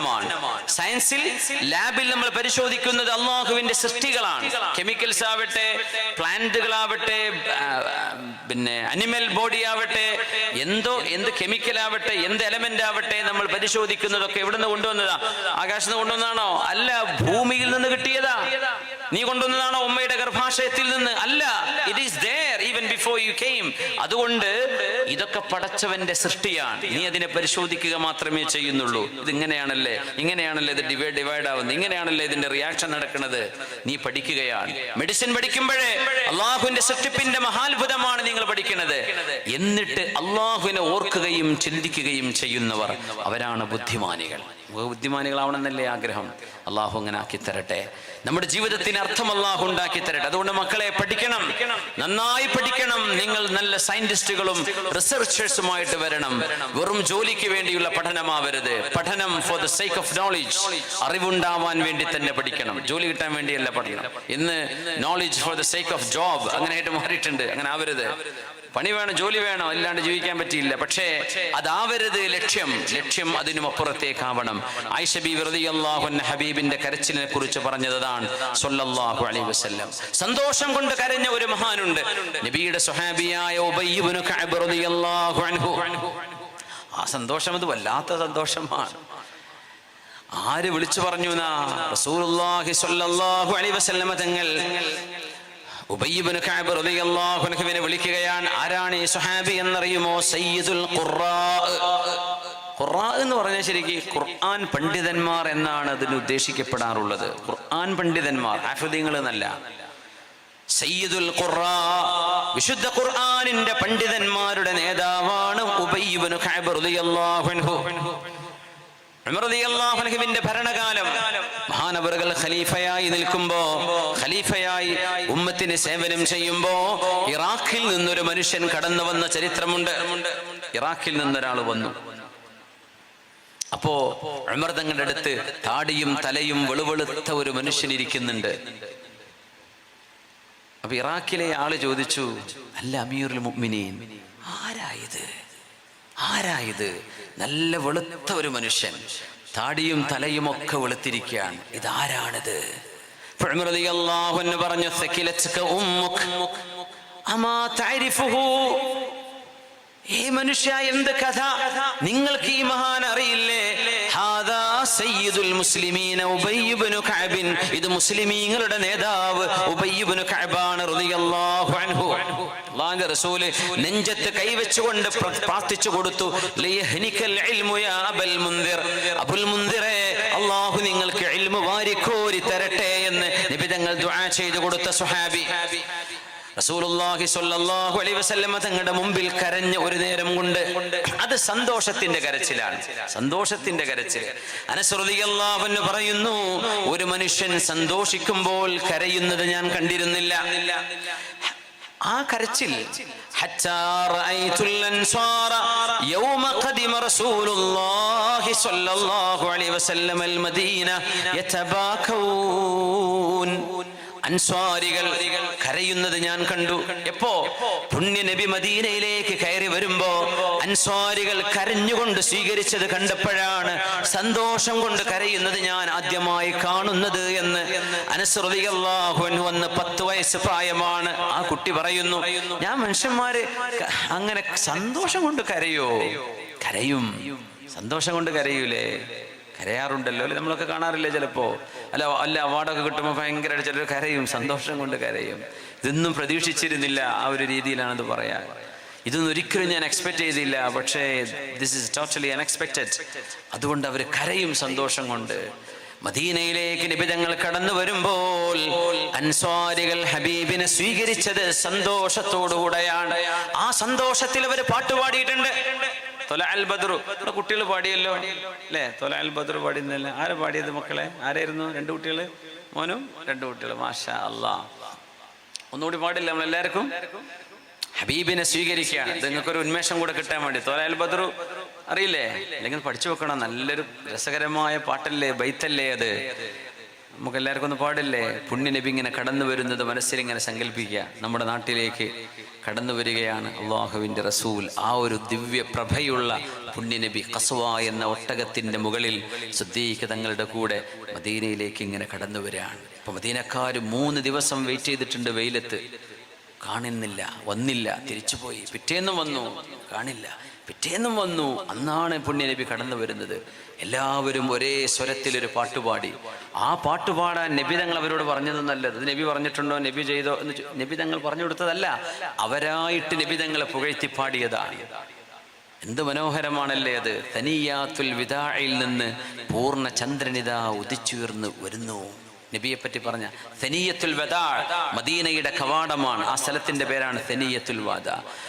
طلع البدر علينا من ثنيات الوداع وجب الشكر علينا ما دعا لله داعي أيها المبعوث فينا جئت بالأمر المطاع جئت شرفت المدينة مرحبا يا خير داعي.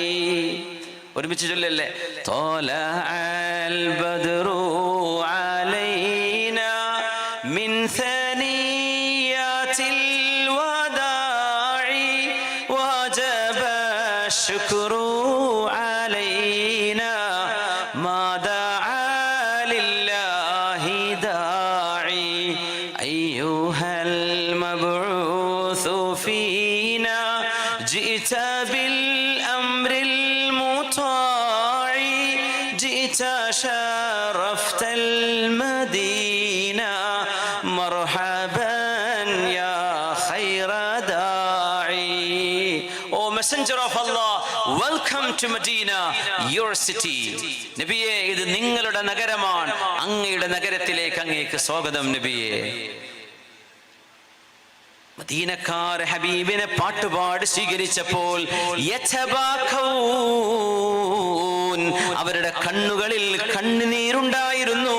അപ്പോഴാണ് സന്തോഷം കൊണ്ട് കരയും എന്നെനിക്ക് ബോധ്യപ്പെട്ടതെന്ന് അനസ് ഇബ്നു മാലിക് റളിയല്ലാഹു അൻഹു. സന്തോഷം കൊണ്ട് കരയാ. ഉബയ്യ് തങ്ങളുടെ വിഷയത്തിലേക്ക് വരാം.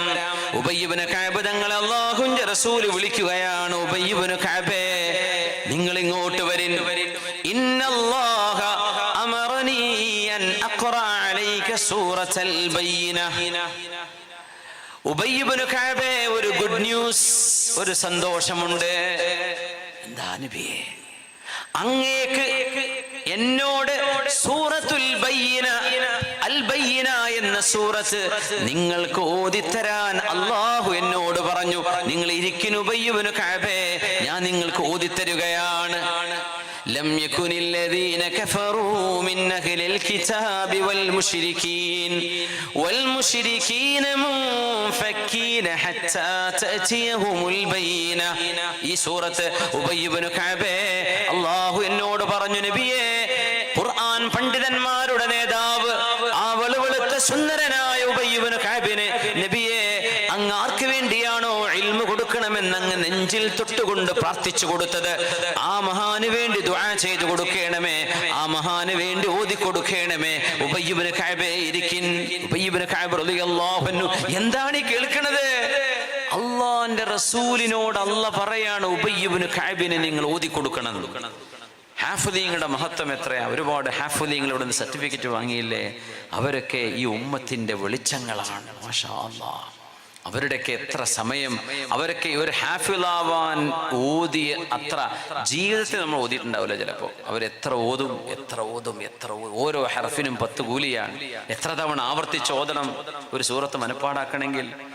എത്ര ഓതിക്കാണും അവര്. അവരുടെ ഉമ്മവാപ്പമാരുടെ ഒരു സൗഭാഗ്യമേ, ഈ നാടിന്റെ ഒരു മഹത്വമേ, ഹാഫിളീങ്ങളെ നമുക്ക് സമ്മാനിക്കാൻ കഴിഞ്ഞത്. അല്ലാഹു അവർക്കത് നിലനിർത്തി കൊണ്ടുപോകാനും ദൗറകൾ ചെയ്ത് അതുമായി അമല് ചെയ്ത് ഖുർആനിന്റെ ഖാദിമീങ്ങളായി ജീവിക്കാൻ അല്ലാഹു നമ്മുടെ മക്കൾക്ക്, മുതഅല്ലിമീങ്ങൾക്ക് അല്ലാഹു തൗഫീഖ് നൽകട്ടെ. ആമീൻ. അതിന് സഹായിച്ച നിങ്ങൾ എല്ലാവരെയും അല്ലാഹു സഹായിക്കട്ടെ. ആമീൻ യാ റബ്ബൽ ആലമീൻ. ഉബയ്യ് ഇബ്നു കഅബ് തങ്ങൾ നബിയോട് ഒരു ചോദ്യം ചോദിക്കുകയാണ്. യാ റസൂലല്ലാഹ്, അല്ലാഹുവിന്റെ റസൂലേ, അസമ്മാനി റബ്ബി, എന്റെ പേര് അല്ലാഹ് പറഞ്ഞോ നബിയേ? എന്റെ പേര് പറഞ്ഞോ? ഉബയ്യ് ഇബ്നു കഅബിന് എന്ന് പറഞ്ഞോ നബിയേ? റസൂലുള്ളാഹി സ്വല്ലല്ലാഹു അലൈഹി വസല്ലം തങ്ങൾ മറുപടി കൊടുക്കുന്നു, ഈ വല്ലദീ നഫ്സി ബിയദിഹി. ഈ എന്ന് പറഞ്ഞാൽ നഅം, അങ്ങനെയും പറയും. ഈ വല്ലദീ നഫ്സി ബിയദി, അല്ലാഹുവിനെ തന്നെയാണ് സത്യം. ഉബയ്യേ, നിങ്ങളുടെ പേര് പറഞ്ഞു അല്ലാഹു ഉബയ്യ് ഇബ്നു കഅബിന് ഓതി കൊടുക്കണമെന്ന്. ഫബകാ ഉബയ്യ്, അത് കേട്ടപ്പോൾ ഉബയ്യ് റളിയല്ലാഹു അൻഹു തേങ്ങി കരഞ്ഞു ഹബീബിന്റെ മുന്നിൽ. എന്താണ് ഈ കേൾക്കുന്നത്? അല്ലാഹു പറഞ്ഞു, യാ അല്ലാഹ്. പാണക്കാട് കൊടുമ്പോയി ബന്ധമുള്ള ആളുകളൊക്കെ ചെല്ലുമ്പോഴേ ചിലരൊക്കെ പറയടോ, തങ്ങൾ നിന്നെപ്പറ്റി ചോദിച്ചു. എന്നെ ചോദിച്ചോ? തങ്ങൾ ചോദിച്ചോ? മാഷാ അല്ലാഹ്.